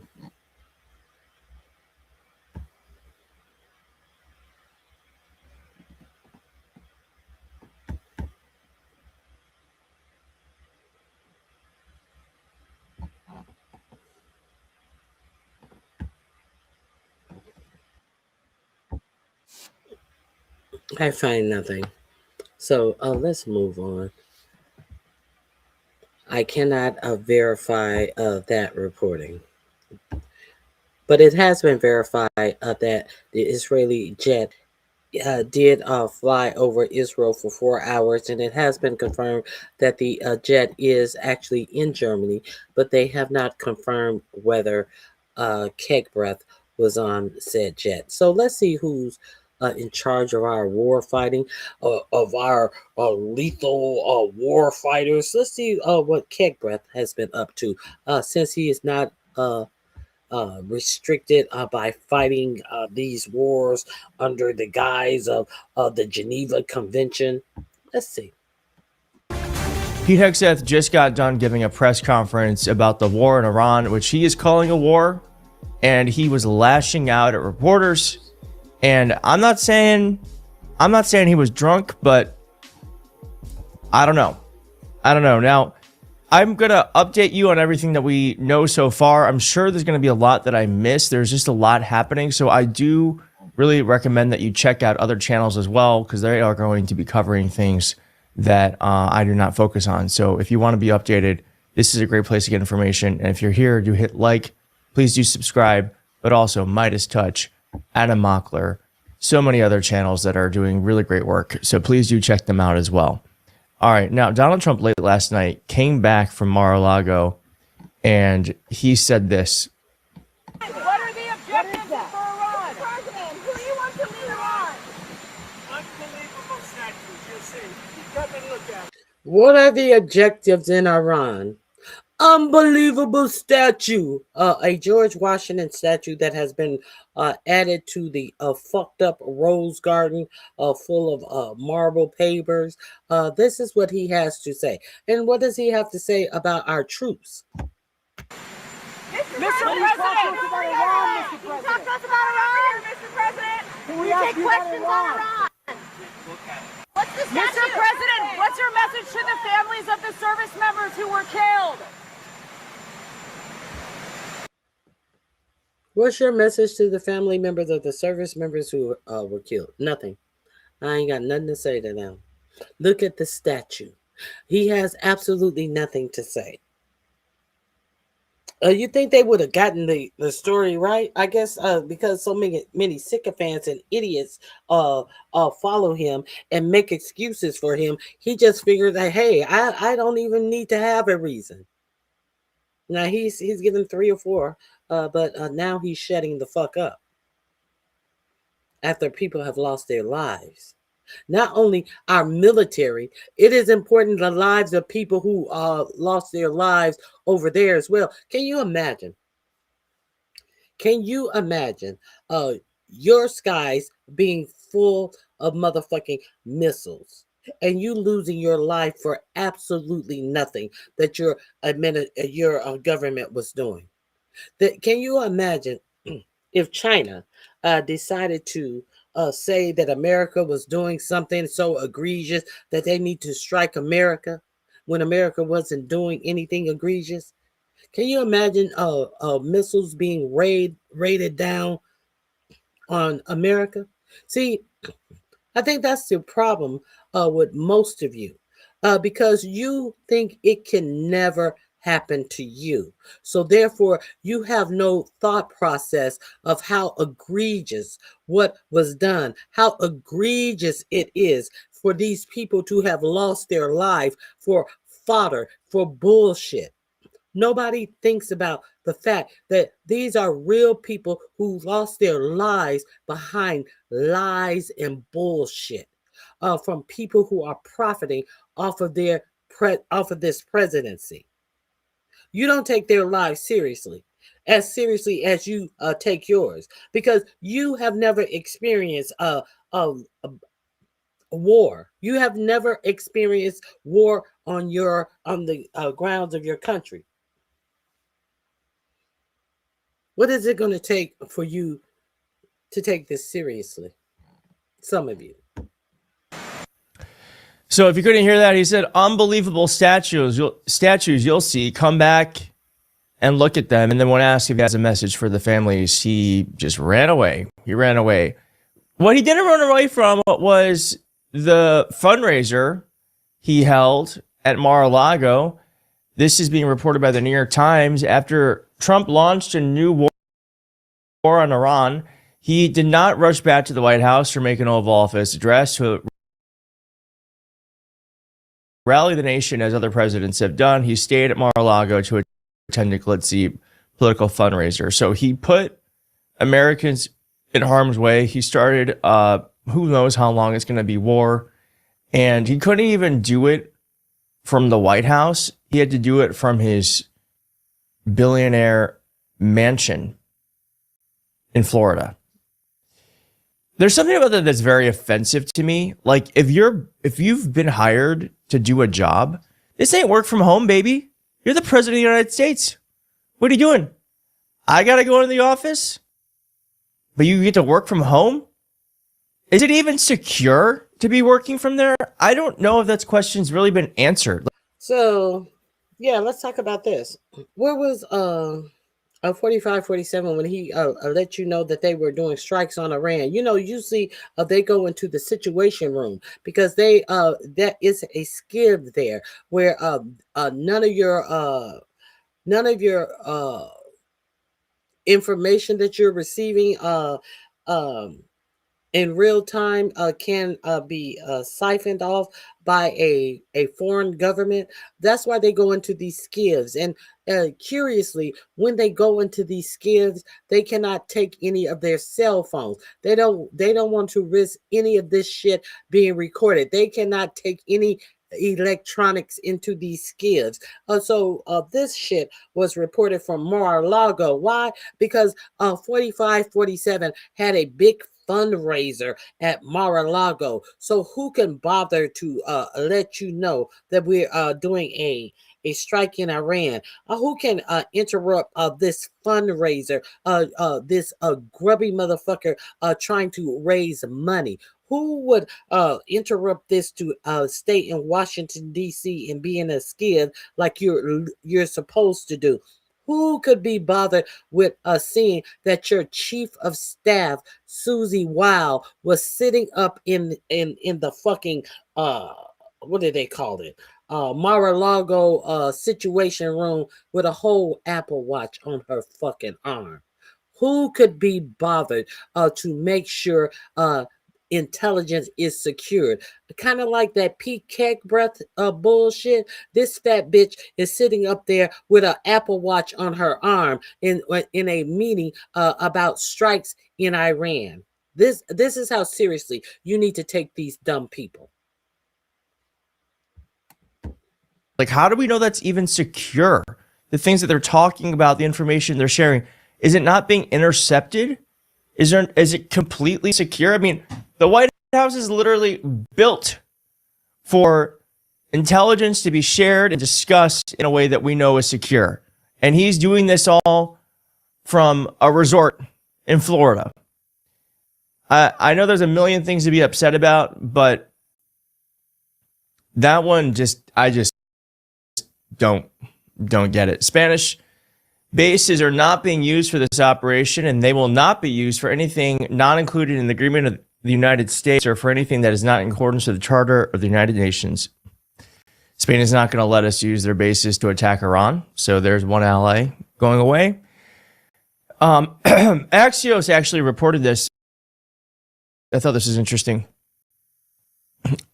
Said no president in the modern era has ordered more military strikes against as many different countries as Donald Trump.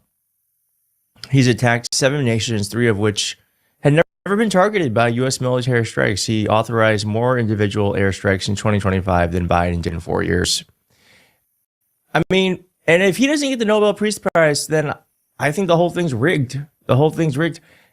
Donald Trump wants the Nobel Peace Prize, but he inflicts violence and war throughout the year. It's beyond parody. Now, we actually have footage of an F-15 being shot down. شوف لا والله حربية طيارة حربية طيارة حربية شوف شوف شوف شوف شوف شوف شوف شوف شوف شوف. The pilots of this plane actually did get away, so thank God for that. Now, let's go to the bit of this press conference. I have more, as you're going to see. Look, I have just like a lot of tabs open. There's a lot to go through. But Pete Hegseth was actually, as I said, he lashed out. And he said this, which this is the reason why planes are falling out of the sky. Because that plane was shot down by friendly fire. And here's why. Israel has clear missions as well, for which we are grateful. Capable partners, as we've said since the beginning, capable partners are good partners. Unlike so many of our traditional allies who wring their hands and clutch their pearls, hemming and hawing about the use of force.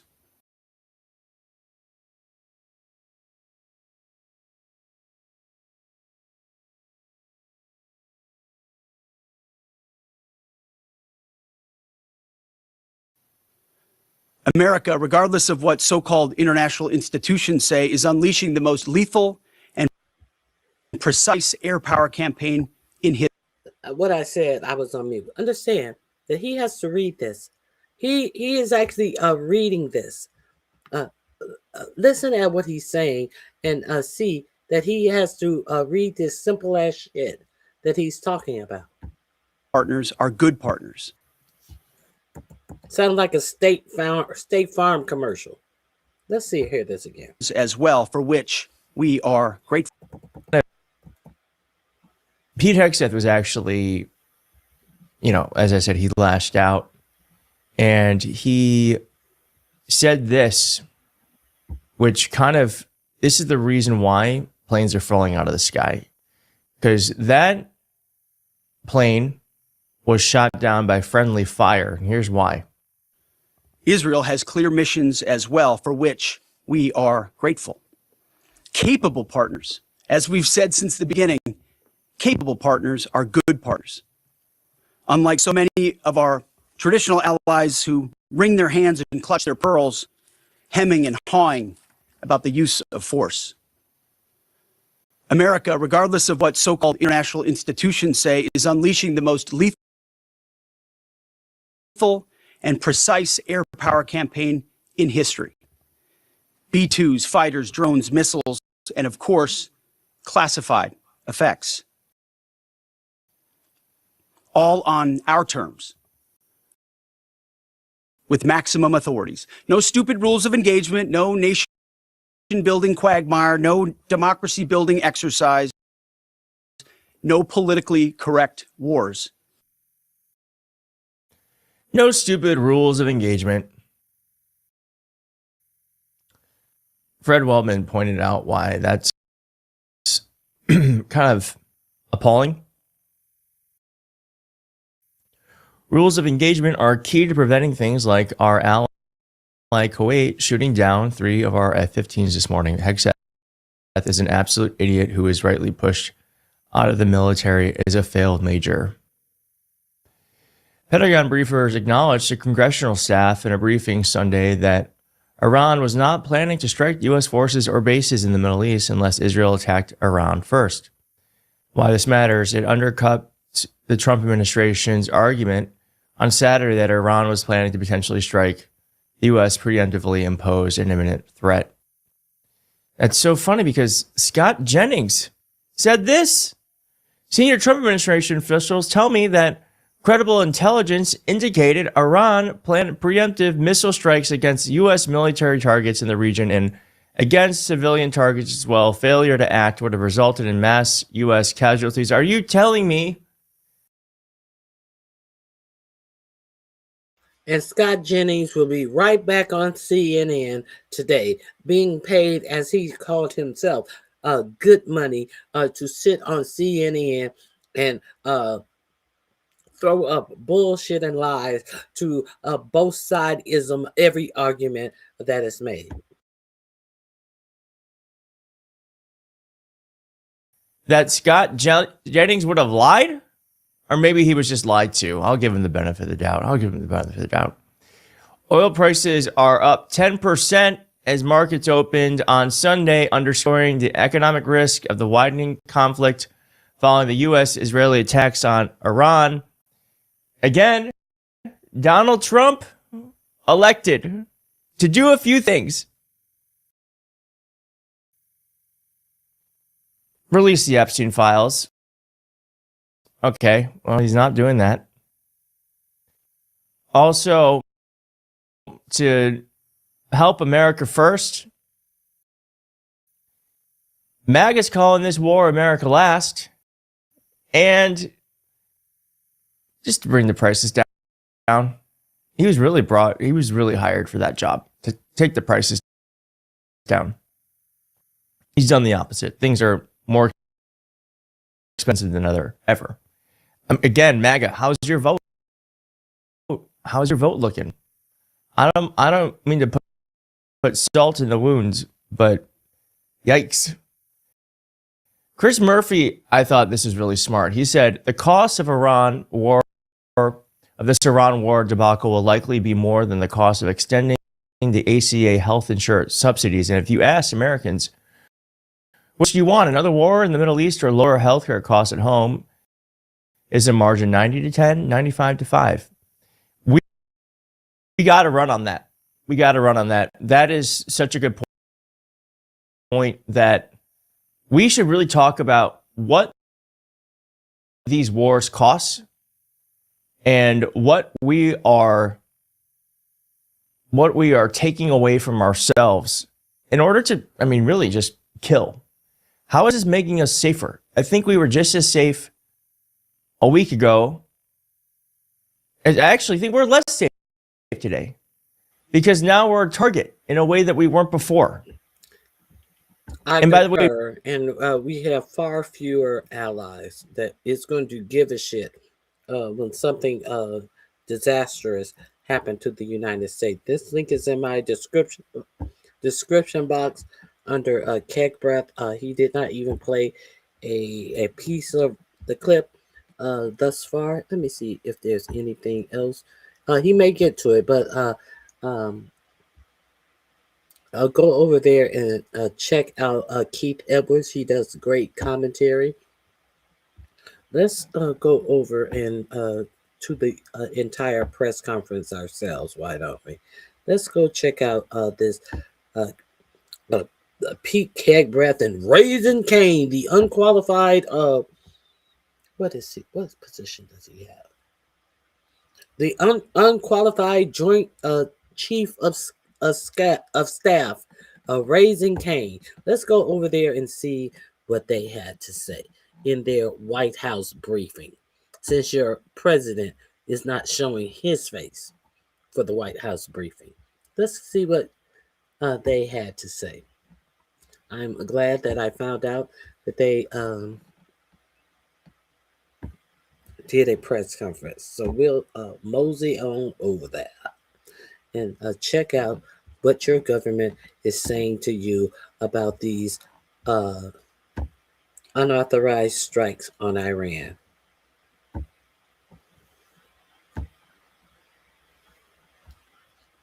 Okay.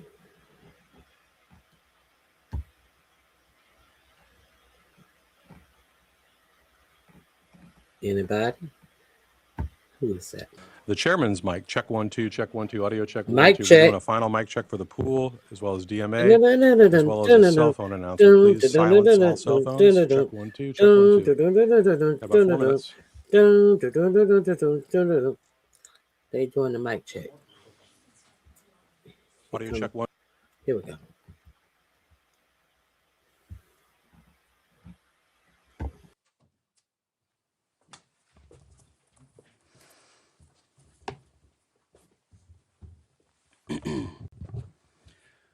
Well, good morning. Now, we just finished an update with Admiral Brad Cooper, the CENTCOM commander, across the CENTCOM AOR, our leadership and troops, as you would expect, doing a fantastic job. 2 days ago, under the direction and direct orders of President Donald J. Trump, the Department of War launched Operation Epic. How they doing a fantastic job if they shooting down their own planes? But you would expect that to happen under Keg Breath. Fury, the most lethal, most complex, and most precise aerial operation in history. For 47 long years, the expansionist and Islamist regime in Tehran has waged a savage, one-sided war against America. They didn't always declare it openly, except for their constant chants of death to America.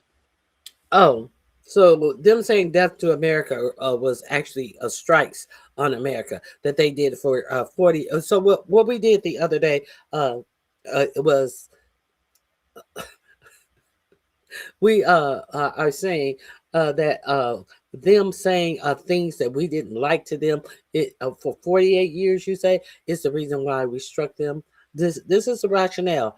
These are the particulars that he's giving for this strike. This is a whole lot of fucking propaganda that he's giving you for these strikes. Let's see if there's going to be any concrete reason why he said that we took our whole military and struck this nation. They did it through the blood of our people. Car bombs in Beirut, rocket attacks on our ships, murders at our embassies, roadside bombs in Iraq and Afghanistan. This is shit that happened decades ago. These are shit that we put sanctions on them for and struck them back for. Why? But why are you talking about the history of what has gone on when you struck them Saturday morning? Can we get to Saturday morning? The justification for going to war? You going to war with them for shit that happened before you was born? Funded and armed by Iranian Quds Force and IRGC killers. My generation of veterans carry the names of brothers who never came home.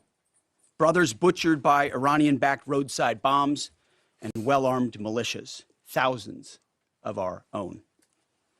We didn't start this war, but under President Trump, we are finishing it. Their war on Americans has become our retribution against their Ayatollah and his death cult. It took the 47th president, a fighter who always puts America first, to finally draw the line after 47 years of Iranian belligerence. He reminded the world.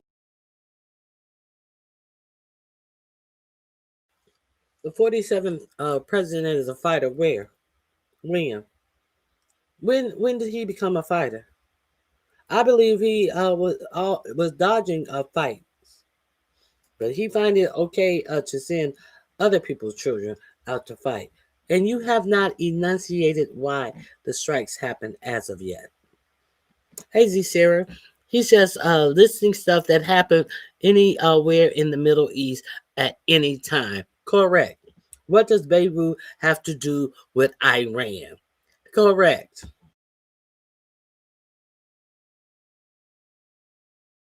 As he has time and time again, being an American means something unbreakable. If you kill Americans, if you threaten Americans anywhere on earth, we will hunt you down without apology and without hesitation, and we will kill you. So when did they kill Americans? You struck them on Saturday. So you're telling me that you are going to send the military after someone who threatened you? That's illegal. You're going to send the military to kill somebody who threatened you. So what you are saying is something that is illegal.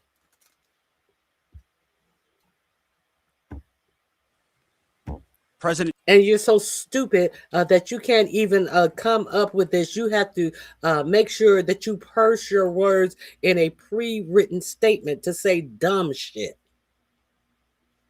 Because you can't even be trusted with your own tongue because you're stupid. Trump has also been very consistent. He will hunt you down and time again. Being an American means something unbreakable. If you kill Americans, if you threaten Americans anywhere on earth, we will hunt you down without apology and without hesitation, and we will kill you. President Trump has also been very consistent. Crazy regimes like Iran, hell-bent on prophetic Islamist delusions, cannot have nuclear weapons. It's common sense. Many have said it, but it takes guts to actually enforce it, and our president has guts. Iran's stubborn and self-evident nuclear pursuits, their targeting of global shipping lanes, and their swelling arsenal of ballistic missiles and killer drones are no longer tolerable risks. Iran was building powerful missiles and drones to create a conventional shield for their nuclear blackmail ambitions. Let me say that again. A conventional shield for their nuclear blackmail ambitions. Our bases, our people, our allies, all in their crosshairs. Oh, so now we come up with something else. They were creating a nuclear shield to hide their ambitions.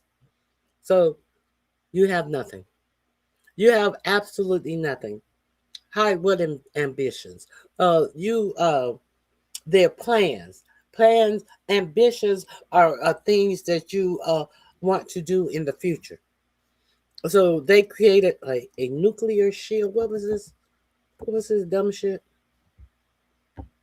To create a conventional shield for their nuclear blackmail ambitions. Let me say that again.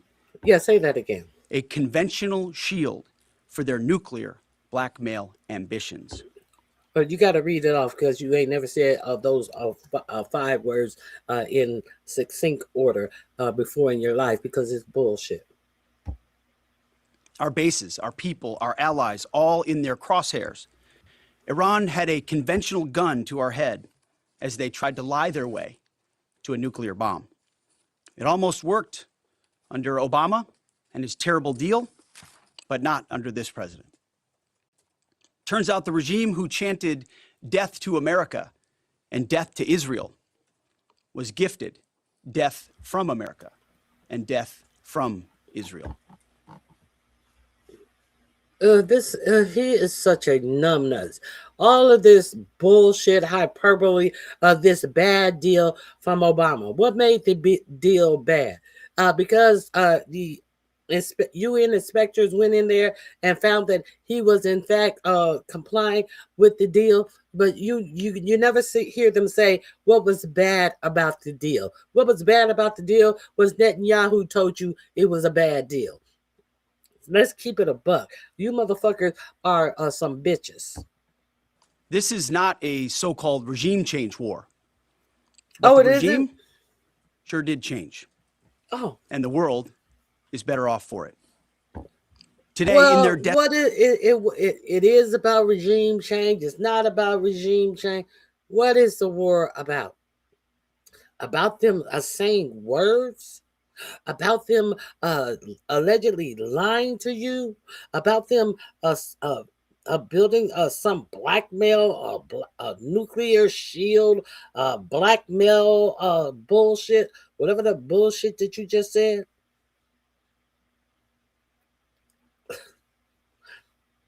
If this shit is ridiculous.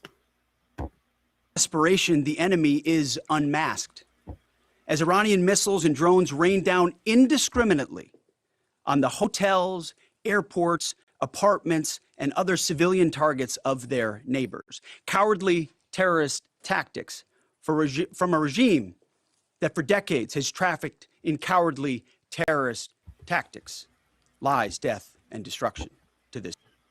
I think that they were targeted attacks. I think that they were targeted attacks to hit the allies of the United States. But what I think was targeted cowardly attacks that you're not going to address is the attacking of a school, an elementary school, that killed over 100 young girls. But we know this administration don't give a fuck about young girls. Day. The Iranian leadership has built nothing except proxies and missiles and drones and deeply buried nuclear factories and facilities. Peaceful nuclear ambitions do not need to be buried underneath mountains. Last June, Operation Midnight Hammer obliterated their nuclear program to rubble. Afterward, we told them plainly, that's it, now make a deal. They arrogantly refused. We said, rebuild it, and we'll stop you again, this time far worse. Well, President Trump, Secretary Rubio, Steve Witkoff, Jared Kushner, they bent over backwards for real diplomacy, offering pathway after pathway to peace. I watched it. I was there. They tried over and over and over again earnest attempts at peace. The former regime had every chance to make a peaceful and sensible deal. But Tehran was not negotiating. They were stalling, buying time to reload their missile stockpiles and restart their nuclear ambitions. Their goal, hold us hostage, threatening to strike our forces. Well, so you President mean Trump doesn't play those So games. you mean to tell me while y'all were in negotiation, when they were telling you that they are not proliferating any uranium, they were threatening you at the same time? Is that what we're supposed to believe? That they were stalling? You had obliterated their nuclear capabilities in June. You sticking with that? And at the same time telling us that they were threatening to strike you with an obliterated nuclear alleged arsenal of weapons that they had, that you had obliterated? So how long would it have taken them to reconstitute their nuclear program and actually achieve something that could strike the United States? Is that what you're telling us? I can't wait for the questions. I hope that they have real media in here for these questions. And as Secretary Rubio said after the Maduro raid, if you don't know, now you know. President Trump puts America. All of these elementary school sayings, all of this gentrification of black terms. If you don't know, now you know. Isn't that in a famous rap song? This motherfucker is up here DEI a speech about the strike on Iran, stealing from black rap lyrics, talking about what Marco Rubio said. Who said that? I think that was who was that? So if you don't know, now you know. I think that was LL Cool J said that. He's sitting up here quoting LL. No, that was Biggie. That was Biggie. That was Biggie. He's sitting up here quoting Biggie Smalls and attributing it to Marco Rubio. And Americans first. He doesn't hesitate, and neither do our troops. The mission of Operation Epic Fury is laser focused.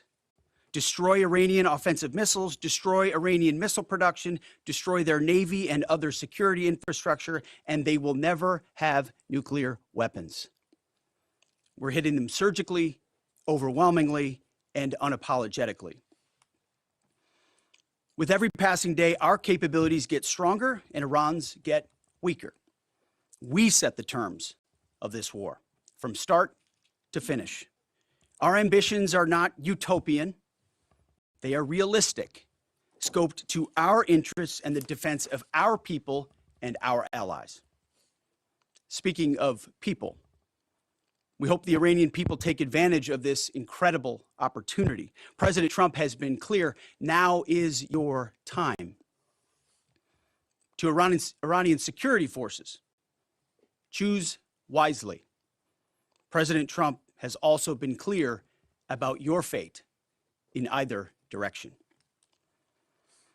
To the media outlets and political left screaming endless wars, stop. This is not Iraq. This is not endless. I was there for both.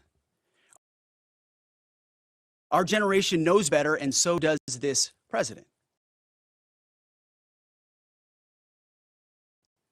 He called the last 20 years of nation-building wars dumb, and he's right. This is the opposite. This operation is a clear, devastating, decisive mission. Destroy the missile threat, destroy the Navy, no nukes. Israel has clear missions as well, for which we are grateful. Capable partners, as we've said since the beginning, capable partners are good partners. Unlike so many of our traditional allies who wring their hands and clutch their pearls, hemming and hawing about the use of force. America, regardless of what so-called international institutions say, is unleashing the most lethal and precise air power campaign in history. B-2s, fighters, drones, missiles, and of course, classified effects. All on our terms, with maximum authorities. No stupid rules of engagement, no nation-building quagmire, no democracy-building exercise, no politically correct wars. We fight to win, and we don't waste time or lives. As the president warned, an effort of this scope will include casualties. War is hell, and always will be. A grateful nation honors the 4 Americans we have lost thus far and those injured.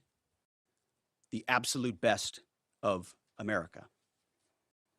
May we prosecute the remainder of this operation in a manner that honors them.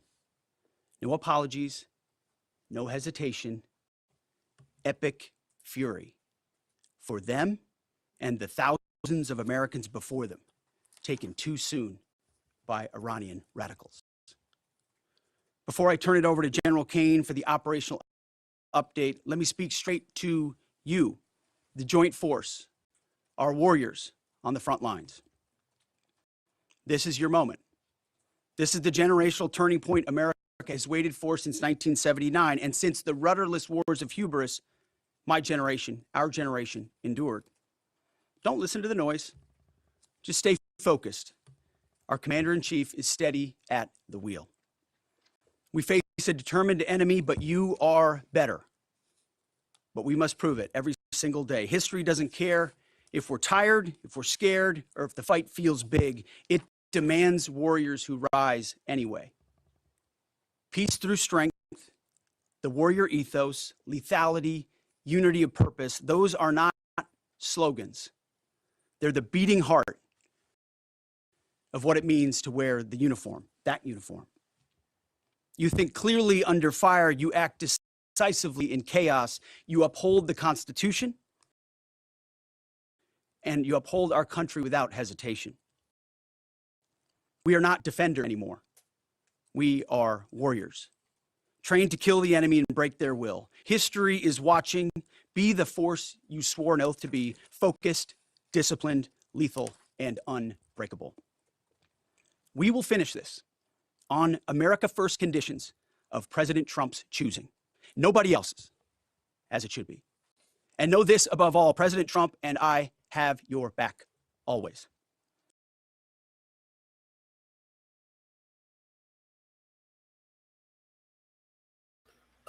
All of this to say, this is a unthought out. They have no agenda. They have no answers for you. All of this hyperbole and bullshit. They absolutely have no answers for you, and they cannot tell you this will be completed on President Trump's plan and no one else's. But he cannot tell you what that plan entails. He cannot tell you what outcome he is looking for, because the outcome that he said that he wanted them to tell them that they will not be seeking a nuclear weapon. They did tell him that, but they were still struck under the guise of we'll see you Monday to continue these negotiations. Let's be real clear. Through fire, through criticism, through fake news, through everything. We unleash you because... Through fake news, through everything. So you're sitting up here doing a press conference. You're pointing at the press because they ask you questions that you don't have the answer to. They're fake news. It's just a wonder. Well, no, it's not a wonder because our education system has been failed of the American student. It's just a wonder that some Americans can do anything that will fall for this line of bullshit that they feel comfortable shoveling to you because they have so little respect for you and your fucking ability to think critically that they are throwing this bullshit out at you and knowing that it's going to appease many of you, knowing that it's going to have more of you out here talking about TDS. You have TDS when someone brings up a valid point about how this administration is so full of shit. But you got motherfuckers walking around here, TDS, actually taking seriously a motherfucking a term that is supposed to make the person you tell have TDS feel some type of way, because the ignorant who's using the term TDS has no fucking argument, cannot converse with you on a differing point about the facts that you're speaking. You are the best, most powerful, most lethal fighting force the world has ever seen. May Almighty God. And that's why our jets are falling out of the sky from friendly fire. Is that why that is happening? Watch over you, and his providential arms of protection extend over you. Godspeed, warriors, and keep going. General Kane. Over to you. Thank you, Mr. Secretary, and good morning, everyone. The purpose of my portion of the briefing today is to update you and the American people on the actions taken thus far. The briefing will discuss the preparation, the planning, setting the force, the early operations, and how we're assessing the progress thus far. So Keg Breath was your hype man. Okay. That was the Flavor Flav of the Department of Justice. Let's get started. Not the Department of Justice. He's the hype man for the Defense Department. Okay. Now we got it. On Saturday, 28 February at 01:15 Eastern Standard Time, 9:45 a.m. local Tehran time, on the orders of the President of the United States, U.S. Central Command under the command of United States Navy Admiral Brad Cooper commenced Operation Epic Fury. As I said, I'm going to walk you through the initial phases of the operation, but first I want to express my deep condolences and the condolences of the Joint Force to the Department of War personnel killed and wounded in actions thus far. As the Secretary said, they're heroes and represent the best of our nation has to offer. They're true examples of what selfless service means. Our deepest and heartfelt condolences are with their families, their friends, and their units. We grieve with you and we will never forget you. Additionally, I stand here before you today grateful for each service member, planner, logistician, operator across our joint force, for our Department of War civilians, our intelligence community teammates, our interagency teammates who continue to stand in harm's way alongside us. I am proud of all of you as you take the fight to the enemy, and we are the best in the world at integrating, period. I want to extend my personal gratitude to the dedicated commanders and senior enlisted leaders and the enlisted members of the Joint Force who are fighting this fight across the CENTCOM AOR.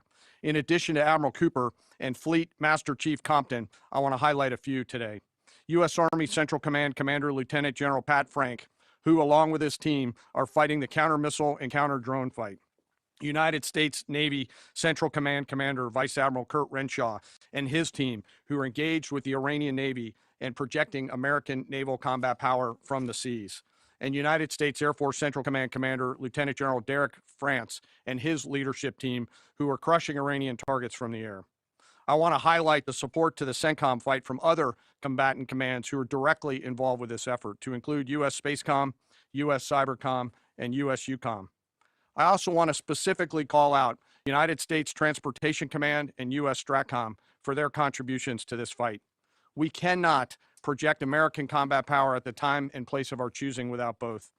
And finally, I want to express how deeply thankful I am for the continued service and sacrifice of the entire Joint Force and their families. Their unwavering commitment and dedication are the cornerstones of this effort. So let me start with a few details. First, to be clear, as the Secretary said, this is not a single overnight operation.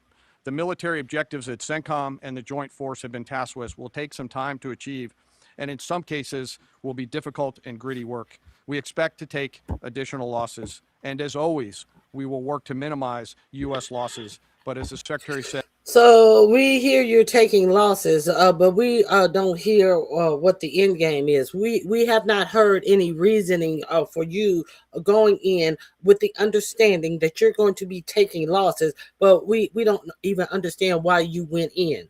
There is. Can we start from the beginning? Since you are supposed to be the serious one and your cheerleader over there is passed out on the bench with vomit flowing out of his mouth, can you tell us why did you strike Iran in the first place? This link is going to be in your description box. Let me copy this. Under press conference. Under press conference. And I'm going to move on from this bullshit. This is major combat operations. So let me talk about the preparation and the planning. On February 28th, the full strength of America's armed forces came together in a unified purpose against a capable and determined adversary. The United States Army, Navy, Marine Corps, Air Force, Space Force, Coast Guard, and our reserve components integrated across our combatant commands and began coordinated operations with the Israeli armed forces of an unprecedented scale. As the Secretary laid out, our military objectives. Why? Okay, here we go. Objectives are clear. Our mission is to protect and defend ourselves, and together with our regional partners, prevent Iran from the ability. No, protect. No, that's not clear. That's very vague. Your objectives were what? No, we're not talking. We're specifically why did we do this? to project began coordinated operations with the Israeli armed forces of an unprecedented scale. As the Secretary laid out, our military objectives are clear. Our mission is to protect and defend ourselves and, together with our regional partners, prevent Iran from the ability to project power outside of its borders and be ready for follow-on actions as appropriate. Across every domain. So Iran cannot even project that they have powers that would extend outside of their borders. So Iran cannot project. You cannot you cannot admit that you will have the abilities to protect yourself outside of your borders. What are you talking about? Threats outside of your borders. What are you talking about? For example, what are you talking about? They cannot project that they have the ability to what did he say? Let me see what that motherfucker say. With our regional partners, prevent Iran from the ability to project power outside of its borders and be ready to project power outside of their borders. So you were preventing that. Give us an example of why you felt that that was necessary to do on this day. You can't, because this is all bullshit. ready for follow-on actions as appropriate. Across every domain, land, air, sea, cyber, the U.S. Joint Force delivered synchronized and layered effects designed to disrupt, degrade, deny, and destroy Iran's ability to conduct and sustain combat operations. On the U.S. Why did you do that? Why would you try to destruct and tear down their ability to have combated readiness? Why would you do that? All of this sounds like, oh, that's spectacular. Oh, he's talking military jargon. Oh, look. Oh, they conducted this raid. They did this. So why would you do that, though? Aren't all nations should have the ability to protect themselves? But you wanted to take this away from Iran specifically. You wanted to hamper their ability to have the capabilities of protecting their own nation. And you haven't told us why yet. Side, this marked the culmination of disrupt, degrade, deny, and destroy Iran's ability to conduct and sustain combat operations. On the U.S. side, this marked the culmination of months and in some cases years of deliberate planning and refinement against this particular target set. From precision strikes against key military infrastructure to persistent intelligence and targeting integration to the close coordination of the components across vast distances, this operation again demonstrated America's reach, readiness, and professionalism, and that of our joint united force. It was historic. Professionalism. So he's telling you that they have been doing targeted strikes on them. He said for weeks, for months, and sometimes even years. So why? You still haven't told us why. All this jaw jerking about how fierce of an opponent that that you had to take them entirely off the board, but you haven't given us not nan reason why. Not only in the operational scope, but in the level of joint integration displayed across every element. This is a bunch of bullshit. This is a bunch of word salad bullshit. Let's see if they're taking any questions from the press. This is in my description box under keg breath. Let's see if the media asks these numbnuts any questions. I've heard enough. Go ahead. Thank you for your time. What percentage of Iranian long-strike capabilities are still in the fight, and what is our exit strategy here, and when will it be deployed?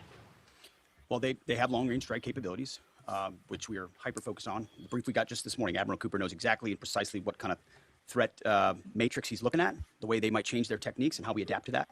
So we're making sure the theater commander has absolutely everything he needs. I mean, one of the things the Chairman mentioned is for months and months, even before we built up, we ensured that we had maximum defensive capabilities in theater to allow the president the decision space in the future. So even before this buildup in the last 30 days, we discreetly brought defensive assets in to make sure, understanding that there are Iranian capabilities. As far as time frame, I would never hang a time frame from our perspective. The commander-in-chief sets the op tempo and terms of this fight. As I said, it's on his terms, and we'll make sure that Admiral Cooper and his team have everything they need, not just to defend. I mean, best defense is good offense. And so we're aggressively pushing into that airspace over that southern flank to ensure that we control it and we destroy anything that moves that would attempt to shoot us. Think of it as shooting the archer instead of the arrows. That's where we want to be. And we have the kind of exquisite intelligence to get over the top, find that and destroy it. It won't happen overnight. This is a big battle space with a lot of capabilities. Speaking of intelligence, do you know what AI intelligence that they actually use during this strike? They use Anthropic. You know, the same Anthropic that told them that they could not, they will work with the Pentagon, but they could not have technology to survey American people. It was 2 conditions that they told them to survey the American people, and I forget the other one. I'm going to play it for you. And the Pentagon decided to that they were going to cancel the Anthropic AI model at the Pentagon, and that they were going to label them as some type of hostile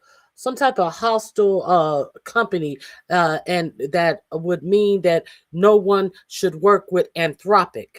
But they use Anthropic AI technology in these strikes, after they said that they were going to ruin their company unless they allow their AI to do things that the creator of Anthropic would not allow them to do and was uncomfortable with them doing. That's the technology. I'm pretty sure if it was Palantir or somebody else, he'd have been letting you know. But there has been a big, they gave them until 5 p.m. Friday to accept their offer or not, or take your program and haul ass. And then on Saturday morning, they use their information that their program used to make this strike in Iran. These are the people that you're dealing with.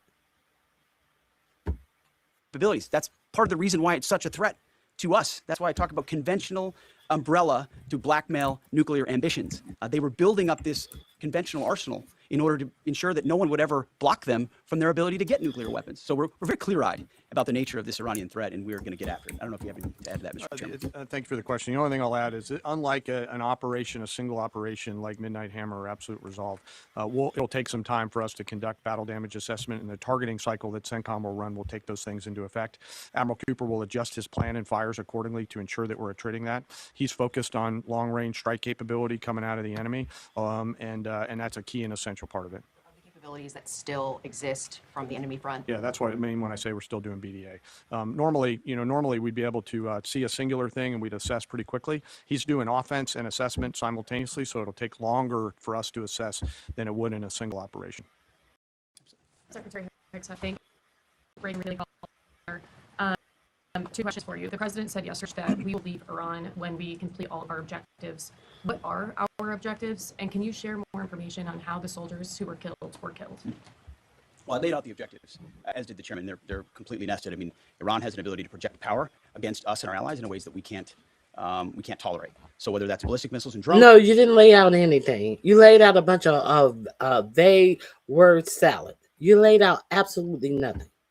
So offensive capabilities, effectively their Navy, which would attempt to set other terms and impose different costs, drone capabilities, which we laid out there. And ultimately, though, this tying it back to Midnight Hammer, the president has been willing to make a deal.